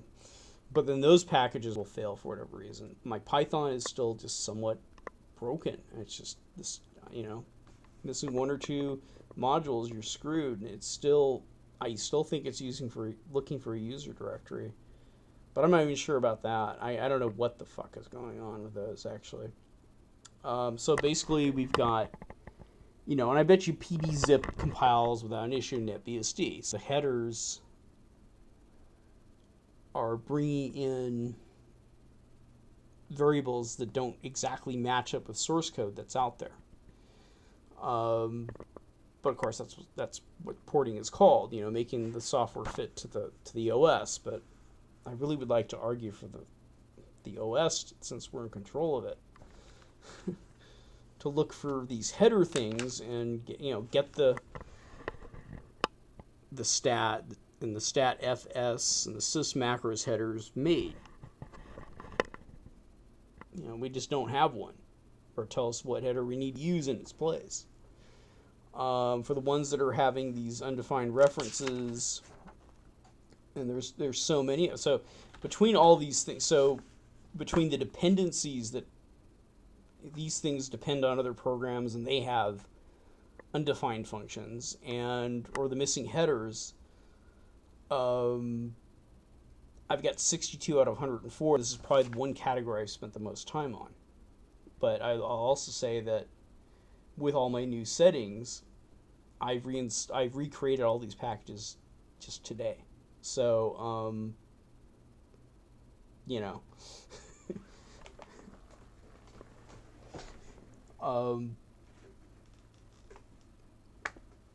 I had cheat sheets, of course, but then all these things are going to require heavy editing to be used, and there's so many of them.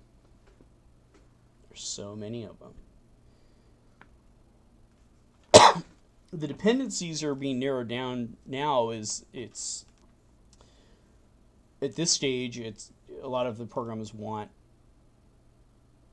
G95, whatever that is, and libxb. Otherwise, we're good, you know. Or passing on L network isn't. This is another very, very frequent thing happens. When I pass on the L network, try to pass on the L network variable, it still won't get into the linker. So I have to go in and manually edit a linker file, and I found out this is the magic that I have to do. Let's see, where is this? No. I guess I don't need that. Let's see, what do I do with...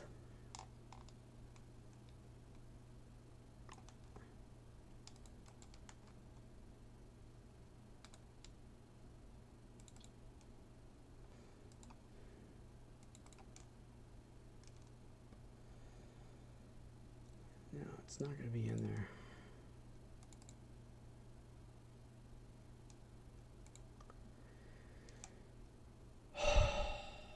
Where is my... I'm trying to find a good example. I'm a little bit tired. I just wish I wouldn't take this long. So, I've got so many things open here. I would get through it. Swear, mumsy. I think maybe light HT... Waget is a good... Yes, okay. So in here, Waget, it wouldn't link up. I thought about it. Well, Waget uses the network. So I did... It's going to seem like a cheap trick, but it's it's true. Let me find out where I put that.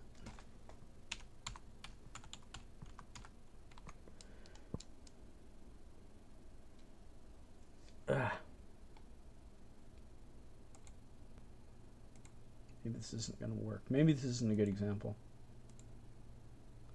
Here, LD flags. This is like the magic thing.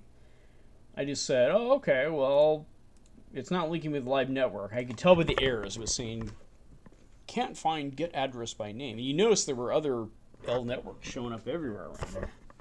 Just not in the right place. It needs to be right here after this L. So if you're trying to compile and everything compiled just won't link, all you gotta do is just go in the makefile, look for the LD flags line if it exists. And I hate these ones that don't have makefiles, or parts of the makefile, or in the makefile pre, the makefile in, the makefile in pre in, you know. They're just fucking annoying. But for the most part, you'll just have a makefile, at least half the time. And there'll be this line called LD flags. And you just look for the -L, and you just go to the right of it, and you just type -L network. Next to every one of these things that have an L next to it. -L? Okay. L network. This may be even an invalid entry here. I don't think I have a copy of L network in my boot home package library directory, but you know what? I'm not going to waste time figuring it out. Just L network. L network. And it works. And it was really... I thought I was going to be here for hours and not get past that. And then when I found that out, it was like, fuck yeah. So it doesn't always work. You know, inserting the L network. They manage to get in there sometimes. Sometimes the compiler and the options and the way the things program, it's smart enough to take those L network parts and put them together in parts as parts. But, okay. Again, we still have, okay, we're going to go over here to the benchmarks. We still got the missing sysshim-h header, which doesn't show up in the archivers. We have dependencies that, of course, they got their own problems.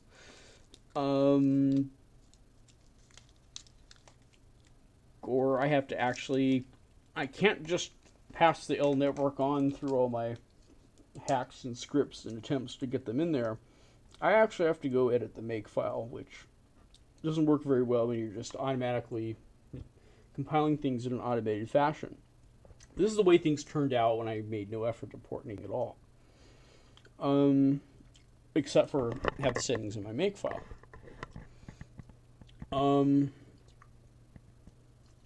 This is supposed to have an H with it. Signal.h. This here is an undefined function. This might be all network. I don't know. Biology got some Python issues going on. Perl header, system header. There's a shimh again. There's the G95. So what kept happening, it seemed like everybody wanted libxcb, and everybody wanted G95, everybody wanted Python or Perl. And if the program wasn't able to use the parts that I got working in Perl or Python, it died. And if that's a dependency of something else, we have a whole bunch of stuff that isn't going to compile.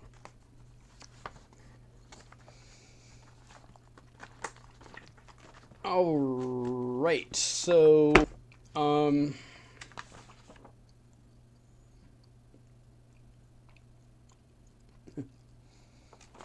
junk. So we got the now. Okay, so I'll show the light. You know, I should just did the light HTTP. I'm gonna show what get compiled, show how it doesn't work and how it does work when you just put the L network thingamabob in there. And this one happened to not have the L network thing in the makefile that was in the source directory, but not the base directory. Now, of course, this isn't really proper patching. Proper patching would call for me to change the configure files, such as to get the make files to turn out the way I want them to. Because the make file doesn't exist until the configure files are done doing their magic. The problem is that when I find make files far more understandable than configure files, and so that's just where I'm at. But I couldn't submit a patch for this because, and that's a problem. So things aren't going to go smoothly that way. So at the end of the day, we have, just to kind of summarize where I maybe go through this. But just all you needed. Well, yeah, okay, fine. Fine. Let's go over here.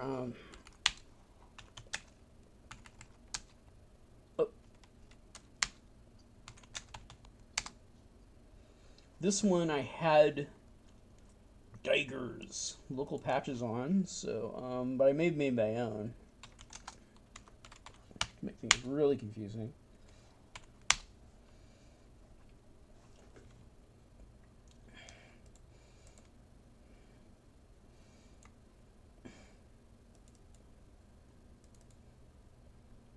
See, where are we? Now the reason why I have that number 2 there is when I go ahead and I decide to butcher my BSD make files and realize I've been really stupid, I could always replace what I've butchered. So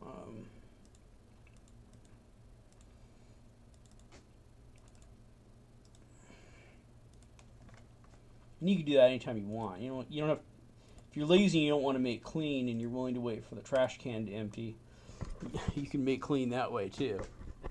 But let's see, what was I doing? Oh yeah, light whatever it's called. This thing. That's lib whatever. Here it is. Oh yeah, and there's no. Oh yeah, Packagesource. You could also pass on compiler or configure arguments here.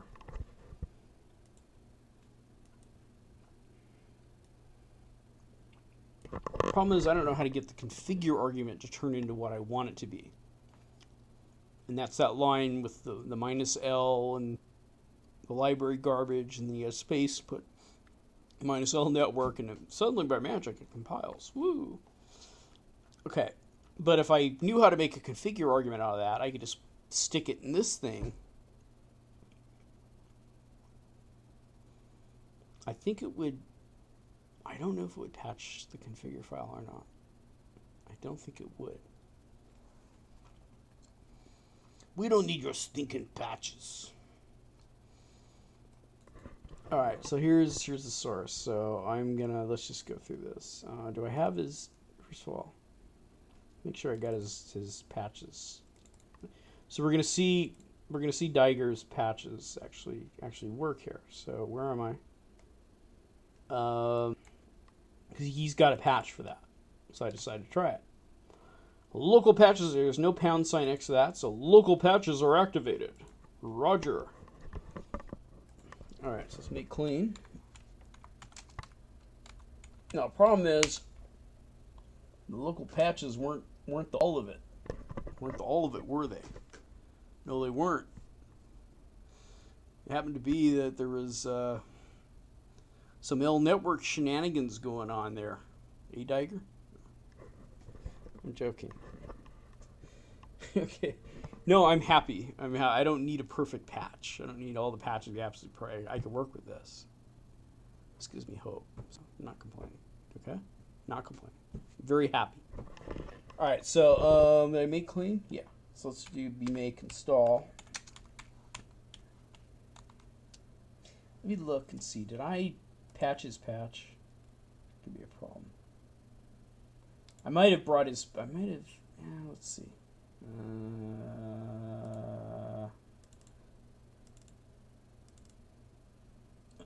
Where am I? Am I here? Patches. Original. I may. You know what? Okay, so sometimes what happens is his patch is the same exact name as the patch that I have, okay? And so you have to get rid of these originals also, I believe. If you don't, we'll just, you can sue me. Where am I? Let's see, if he's got a patch with the same name as these, that means I don't want to use his local patch anymore.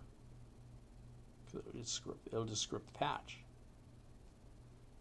And see, I went in there and I might have made an additional change. So or maybe I just out of habit did the make. I might have made it. I'm not sure, which is really helpful. I'm sure, but local patches, right there. Patch source network C. Let's see, is there the same name? Yes, there is. And I've already done the checksum. So if I don't do that, see, I'm going to have to move it. That's his patch. Let's look at it. He gets credit for that patch. Diger's patch, not my patch. See that? Diger made that patch. I didn't make that patch, Diger did. Okay? That's it. Diger gets credit for that. Thank you, Diger. Alright, so... But I can't... But see, since I've already done the patch sum, I can't use it from down here. I brought it up into the main place now. So I got to take it out of the other place. Alright, let's... Yeah, let's just see his patch work. It still isn't going to fully compile. Unless, of course, I didn't have L network turned on before. But well, let's do this. Bmake install.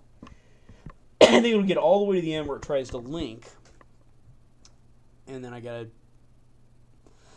put in the L network thing, or I have to get smarter with because what that setting is in make.conf, it's a sed statement, and what it says is add this. If you see this, add this. So I may change it. Look in configure files, and if you see LD flags, then add the L network there. After, I got to figure out how to do that to get it so the L network comes after the -L thing and not after the -R thing. Sounds sophisticated, I know. That's what we're working with here, people. So, don't like it. It's the best I can do, man. So, let's see.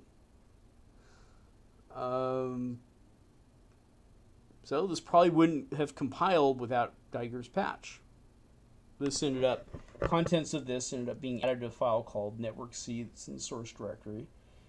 Basically at line number 363 there for network C, these 3 lines were added. If it's Haiku, then the size T of the host length is equals the square root of Pythagorean's theorem or something. I don't know. I don't know what that means, but I know it works, so I like it. Now look at all these make files. My God. Jesus. And these are the ones that are most problematic. These have like 10 billion make files. No, you don't want modular make files. No.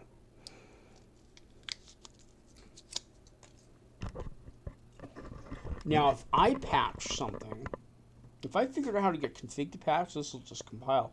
Then I'll have to look through this and figure out what the fuck I did. No, I don't think I patched the make file. Now, the thing about my patches, sometimes it's just like, oh, it says that this isn't compiling because line whatever it is has an error. Well, I'll just get rid of that line. You know, I don't know if I want to give people patches like that. You know, sometimes I know it's like it's in a if-def statement for Windows. Okay, I'll give you patches for that, but it'd really only be for us. It wouldn't be patches for like everybody else. And most people actually are very careful not to screw up some other operating system's patches with their own patches. And I have to admit that I'm not good at that.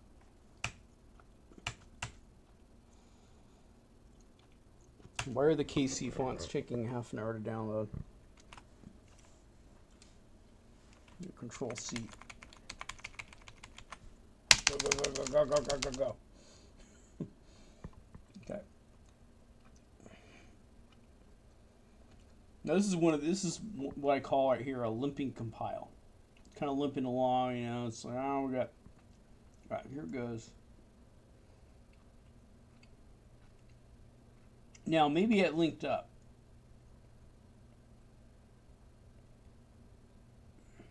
Maybe it didn't. If it did, it'd be like what, the 4th time I said something's going to happen. It didn't happen tonight. That's confidence at its greatest. I'll tell you.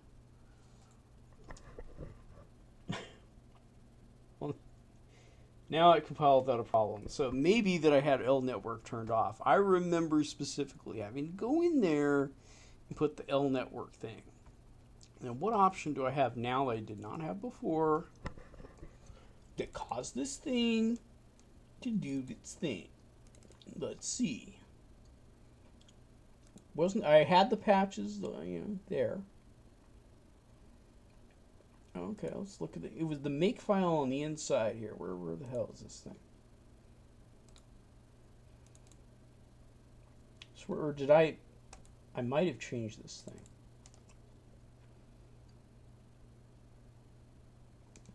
Oh, let's see. Strange. Okay. Does the make file have the magic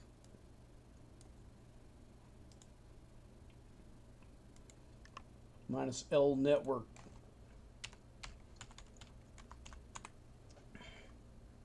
L network.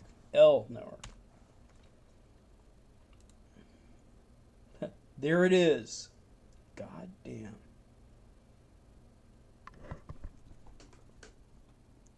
That the whole source code was wiped out, so oh, did I add that?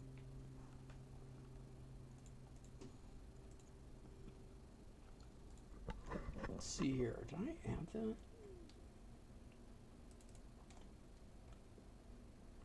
that? L flags. That's weird. I started to do one that said LD flag. I don't know how that got in there. Maybe this configure option, this is the libraries. It doesn't make any sense. Maybe this build link transform minus L network, it just knows what to do and throws it in there. I don't get it. but it's there.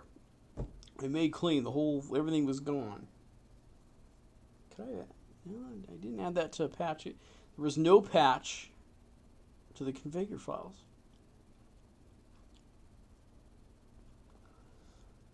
All right, well, whatever.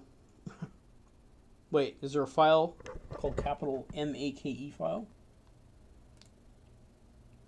Why, yes, there is, Johnny. Okay, so then it's going to add, that's to L flags. In fact, I'd be LD flags. Oh, but I might break that out. See, I want to make another one for LD flags. You know, so many different combinations I could do. Some fancy like that. And this is Packagesource. You can do what you want. So, you know, crazy ideas. I was going to go over the Python stuff, like history of the patches and changes I made. It's okay, whatever. Let's try that.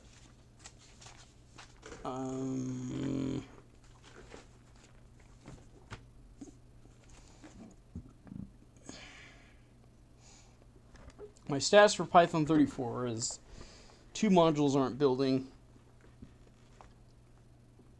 And there's 3 that aren't building because Packagesource doesn't want to build them. I'm having failures with the SSL.so and the zlib what's-it.so in there. Okay, so this stack for all the Haiku patches that I manually applied before I knew how to patch. In fact, I don't even know how to apply patches. I know how to make them. Well, I do actually in Packagesource, but like in the real world, I don't know how to actually apply patches yet. I'll learn. Then there's some NetBSD patches. 7 of them are security fixes that we don't have at Haiku Porter. We don't have that yet. 8 or 9 of them are for functionality.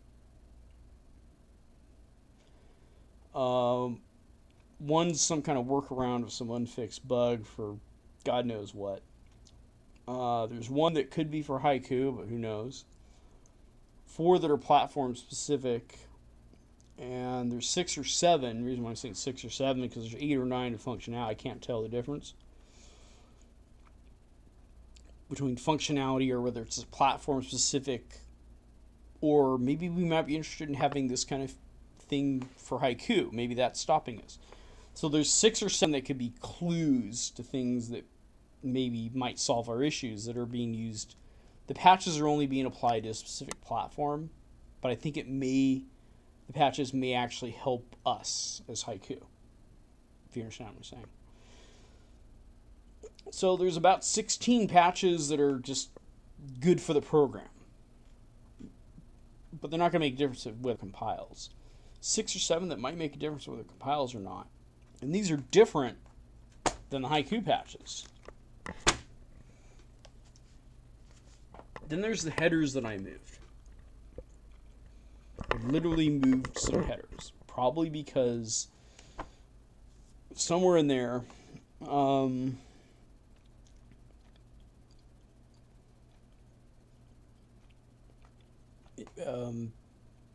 didn't have a compiler option to read the headers from the directory in the source tree, but one called include and one up. Python assumes you're going to do. Packagesource doesn't assume you're going to do that, which makes me think that Python assumes that either you're going to path the include directory or you're in a place that Python knows you're going to be.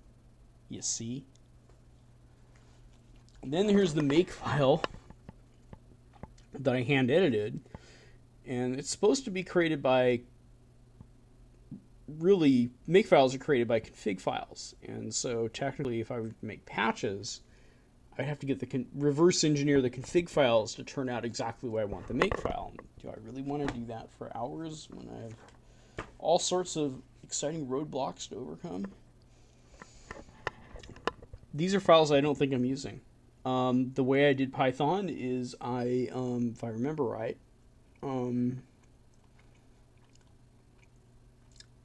tricked Packagesource into thinking that the configure stage was done. Did the configure natively in the work directory. Handmade changes to the make file so it would work with Packagesource, and then did the bmake install from Packagesource, making sure that it would start with the make file. These are a couple files that seem to have changed when I ran a diff on the whole directory, which I have a whole pile of papers here. And these are probably useless or mystery. I don't know what effect they were or why they occurred. Then there's the files created by Python. And those are the fun ones. Also, in the Haiku patches here, there's one file that's very important that is a problem. Especially doing it my way if patches are going to be involved, because these are my patches. There's some changes I made that Haiku had not made, but they're based on some things I've seen in Haiku before, like change the time header to go into the sys directory, or copy in the Python headers and make sure to use them locally, or something like that. This test Unicode was huge. And Python's ability to... Okay, two things that were huge. When Python compiled, I was getting a lot of errors. In what Python does is that if a module doesn't compile, it just goes to the next one. It doesn't stop and say, hey, sorry, you can continue. It just keeps going. And in the end, it'll say, oh, we didn't compile any of the modules. You may want to change that. But it doesn't do it while it happens, so you can't really see the error right in front of you. Okay. The module builds went away when at that point I had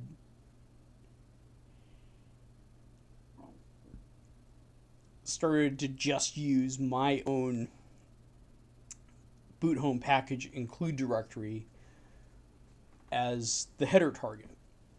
Change the specs file, all that. But I also that helped with a few of the modules, like 2 or 3 of the modules now built where they didn't build before. Additionally, I also copied in from the include directory in the source tree into the modules directory all the Python headers. And then I got all the modules compiling except for zlib and ssl.so.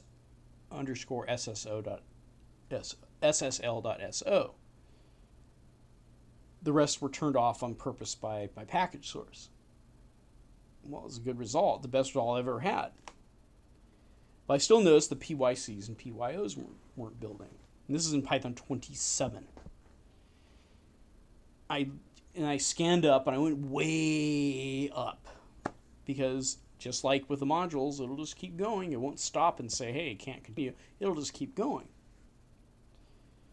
And I noticed that it was saying there was an error with a file called test Unicode py that was in some JSON directory.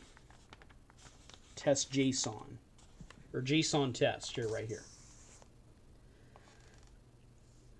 Yeah, I did run that diff.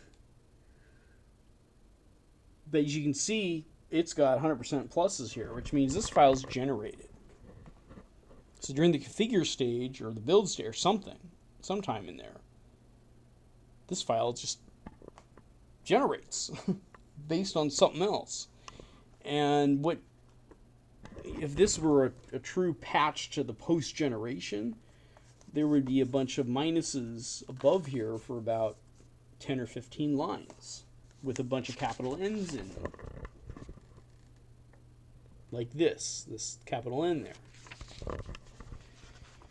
In Python 34, the location of this file moved that has the same kind of verbiage. It's in a file called test and then JSON/tests.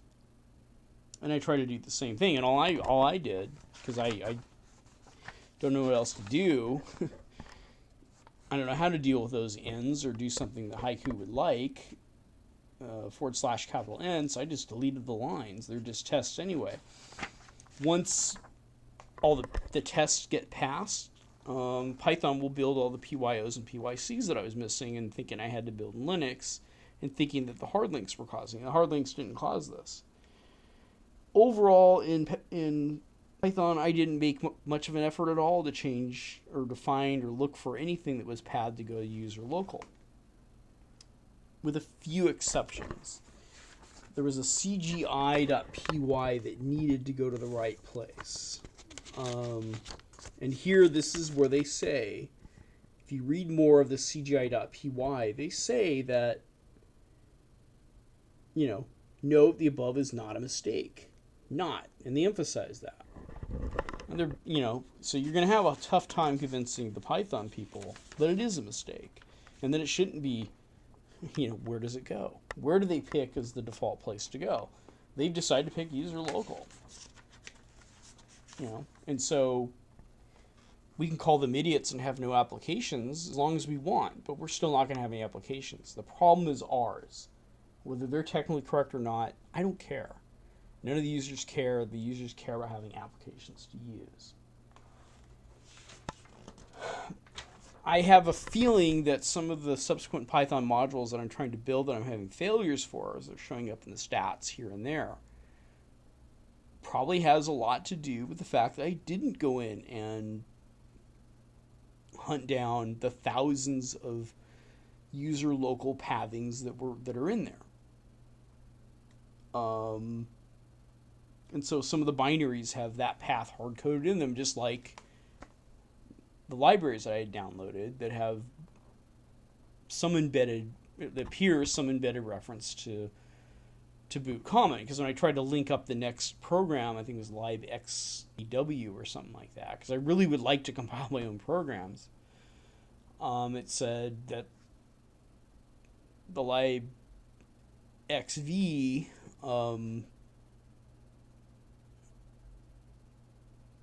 wasn't in boot common. It's a big undertaking to try to recompile this stuff. I could try to do it with the user directory, but if Python's always looking for a user directory, it needs to be there. And people are going to have to do that hack just to be able to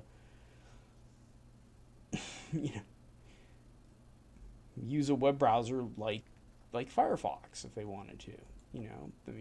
Did we have to make our own browser? I like the browser. It's good. Here it is working. It does a pretty good job, but, did we really have to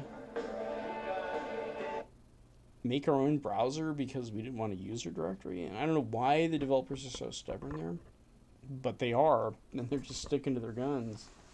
And it doesn't help, but at the same time, they've changed other things that were patently BEOS. Like the common folder, so I don't get it. I really don't get it, but that's the way they are. That's what they're going to do.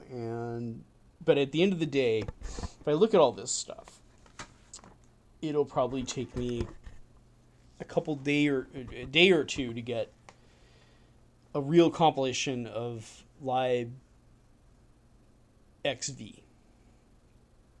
working.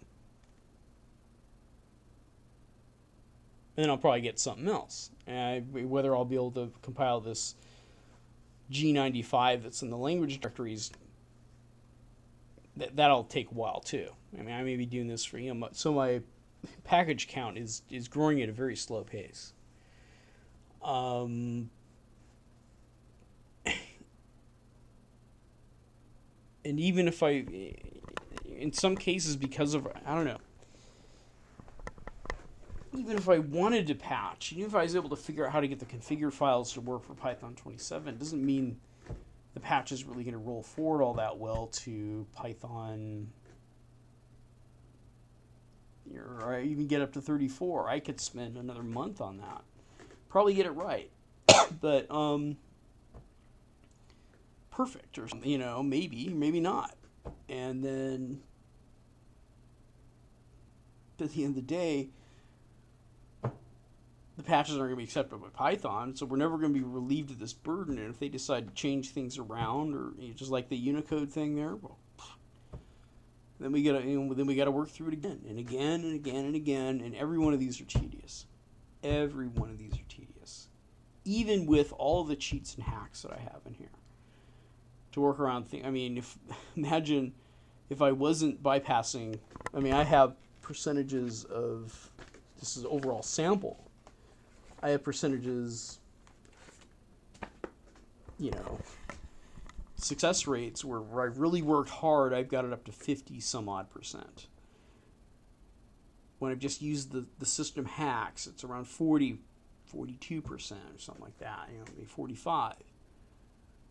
Well, that means there's a 50% chance that a fundamental program that is going to be required for people to be able to use all the apps they want to use is not going to work on each and every, and that compounds. So the chance that the chance that Firefox has a number of dependencies. So it's already a 50% chance Firefox is not going to compile for every one of the dependencies. Firefox has dozens of dependencies. This is why we haven't arrived. I mean, whoever's even gotten Firefox 3 to compile has really worked their ass off. So, or you got to use these old, or I got to figure out how to program and figure out what code it is I actually have to change in libxv to port it over to Haiku, because our definitions are different. But it's just a lot of work. And so instead of, then I could just go into NetBSD if I want. See, there aren't a lot of NetBSD users out there. I don't even think there's a repository of KDE3 stuff. I could easily help out NetBSD. I have all the packages for. All I had to do was just type make install, walk away, come back the next morning. I was done. Then I could help out an operating system that arguably needs, could use the help, and could be a much more user-friendly desktop environment. I mean, this looks nice. Icons are good, but you can't do what you want with the system in general. And now people can't just unzip the file and have everything they want that's been prepared, and people have stopped. There aren't a lot of apps over there at Haiku that are newer than, there's some, but there's not the abundance of applications that were there before we decided to do what we did with this system. And no one's going to package apps and say, oh yeah, well, if you want to use this apps, you just have to edit the script in your boot directory, otherwise you can't use it. So you have a writable directory here and there. No one does that. Alters the system just so their package will work. Most people don't, but we probably should. Anyway, so I'm done with my little presentation here. I hope I provided some information to be helpful for people. The pthreads was not obvious. The L network probably isn't obvious. A lot of things probably aren't very obvious. Some of these don't even necessarily apply to Packagesource. If you don't want to do a hack and make a text file, you can go into Haiku Porter and it will make the library pthread file for you if you're doing hand compiles. So I hope some of this stuff was helpful or informative or whatever. But those are all the tricks I'm doing. That's how you could use someone else's patch. That's how you can generate patches, and hopefully that's how I'm going to generate patches. I'm going to go in Packagesource, make the patches the way I showed there, but then I'm going to combine them if I ever get around to it, and think it's worth it for me to submit patches to Haiku Porter. It's part of the step, but you realize it still is. It's not just instantaneous. I don't just type make depends and suddenly Haiku Porter has my patches. I'd have to combine them, send them. Someone else would have to actually accept them. And then what am I patching for? I'm patching for a few things here and there that work, but when you put it all together, you don't have any different of an end result. You have a bunch of low-level libraries and utilities, but you can't build what you really want. And, so it's just there's way too many changes that need to be made to source code, and way too many. And it's not about us being able to keep on rolling in circles. It's really, at the end of the day, and then then if you want to make, if you even want to use Haiku Porter, there's a whole bunch of requirements. So I'm already tired from just getting this stuff to compile in the first place. I'm saving time by not doing math library. I'm injecting the live network. I'm getting the source code to download for me automatically. All these things that have been done for me, I'm taking advantage of the fact that other people have done work for me. I'm still tired at this stage.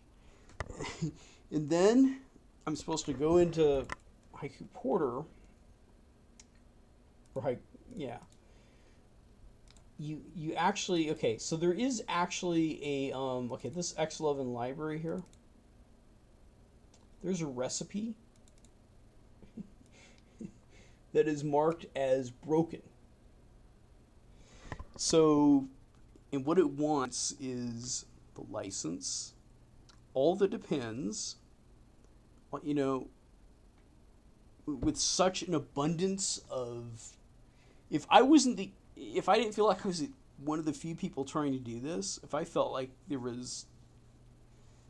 if I knew that I would only have to do these once in a while, it would be drop dead easy for me to add license and the depend. It would take about an hour, and I'd feel like I was contributing.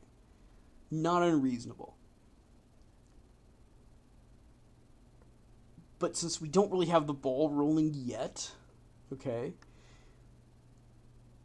and even if I contributed, I don't even know where it's going to get us. It's like, why am I doing all this? Why do I have to put licenses and depends just to be able to compile something with Haiku Porter? I don't have to do that over here at Packagesource. No one understands that. They just get all pissed off. We got 20 people, and I was trying to bring up the idea that we would get people that would take responsibility for certain apps. Joe signs up for Python, and Joe's job is to make sure he's decided that he wants to volunteer to be responsible, not just to have the patch up there. That's a whole other job. But to be responsible to test the recipe, to test the patches, to be ready. He's going to, because there's too many of them. 20 guys can't handle 10,000, 12,000 and be Johnny on the spot when the new version comes out, to make the updated recipe and make the updated patch. We don't have enough people at that end. They're doing an excellent job of having the patches there and ready for people to edit and modify and make better. But there's got to be some work on the other end. And so for Scott McWhorter to come in there and act like I was slamming Haiku ports because I was trying to suggest that we have a community-driven effort to help the people at Haiku ports, which is very good. The patches are very good. I'm not slamming the patches. So divide the labor up. So maybe I would know, okay, I only have to deal with these 10 apps because I know I could trust all these other people are going to do what they do. We're not going out there and saying, hey, can you do this? Sign up. And, we're not being friendly to people when they ask, can we change something? We're just saying, no, we don't want a common directory. So the whole atmosphere, the difficulties in the system, it's too fucking tedious given the volume of stuff people want to do to make their operating system have the apps they want to use on a day-to-day basis. So the teamwork isn't there. And then when people say we need to loosen things up at this stage because it's you're making it more difficult for us, we're already short of manpower, either they ignore those statements or they come out and say something where we don't want a common directory or or whatever, or accuse me of hijacking a conversation just because I go in there and I say, hey, can you give us some feedback? Tell us, what's your opinion? And would you feel better if there were more people helping you out with these? Because some guy had a sound font he was trying to use. He's the guy that gave the tip for the user directory. And if it feels like you're the only person doing this stuff, or if the workload on the individual basis is too heavy, people just won't bother. No matter whether the end result of what they're supposed to do is perfection. If it's too hard to reach the perfection, then divide that up to get the perfection instead of just, give us a patch or fuck off, So, and I don't know, I can go into this more. So basically, right now,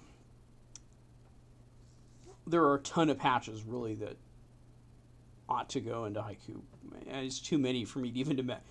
For me, I could be here for a whole year just taking security patches from all the packages that are in Packagesource and trying to get them submitted over here to Haiku ports.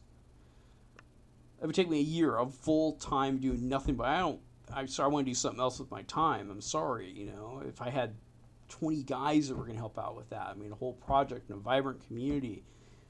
And the reason why we don't have, another reason we don't have vibrant communities, because every time someone asks for something different than what the core team says, they get told to take a hike. So they don't come back. We don't build up a base. We have a lot of people that are interested, but no one stays to help out in the effort. So for me, and there's a few patches that are actually just emails, copies of emails that are thrown in there. So you couldn't apply those if you wanted to. I don't think. I mean, you might. I don't know enough about patches to say that, but it's possible, All right, so I'm done with my whole thing. Basically, I'm kind of, unless I have a real breakthrough with libxv, I'm just pretty much stuck going in circles. I'm still kind of I'm building libraries and dependency programs that no one cares to actually use. And, I've got a lot of fonts and, stuff like that, but, and I've learned a lot. I might be a little more effective now when I go back into Linux or whatever I decide to use. Getting something to compile that I wouldn't be able to do otherwise. But besides that, it's a beautiful, it's just so sad that even the people that actually made this don't really want it to be used. They want it to be perfect more than they want it to be used. But we just don't have the manpower. It's a whole new ball game. The main developers, yes, they're able to affect the core OS the way they want it. Turn out exactly perfectly the way they envisioned it. If we had 10 times or 100 times the number of users we have now, I'd say it's perfect. Don't change a fucking thing. I'd probably have all the apps I wanted to, because there'd be more people like me trying to work on this, working together, and they would probably have Firefly. That's what open source is all about. It's about teamwork. And we're not attracting people to us. We're rejecting the few people that come over to us that are saying, can you loosen things up? All right, so that's all I have to say about that.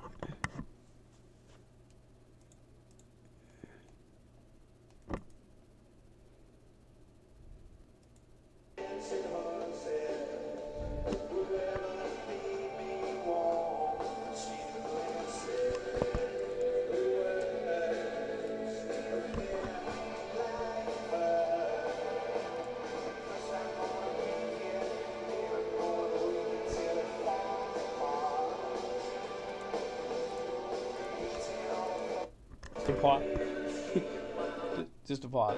Stop. Just a pause. It's kind of like a theme. First I'm going to make it, then I'm going to break it till it falls apart. It seems like that's what we're doing.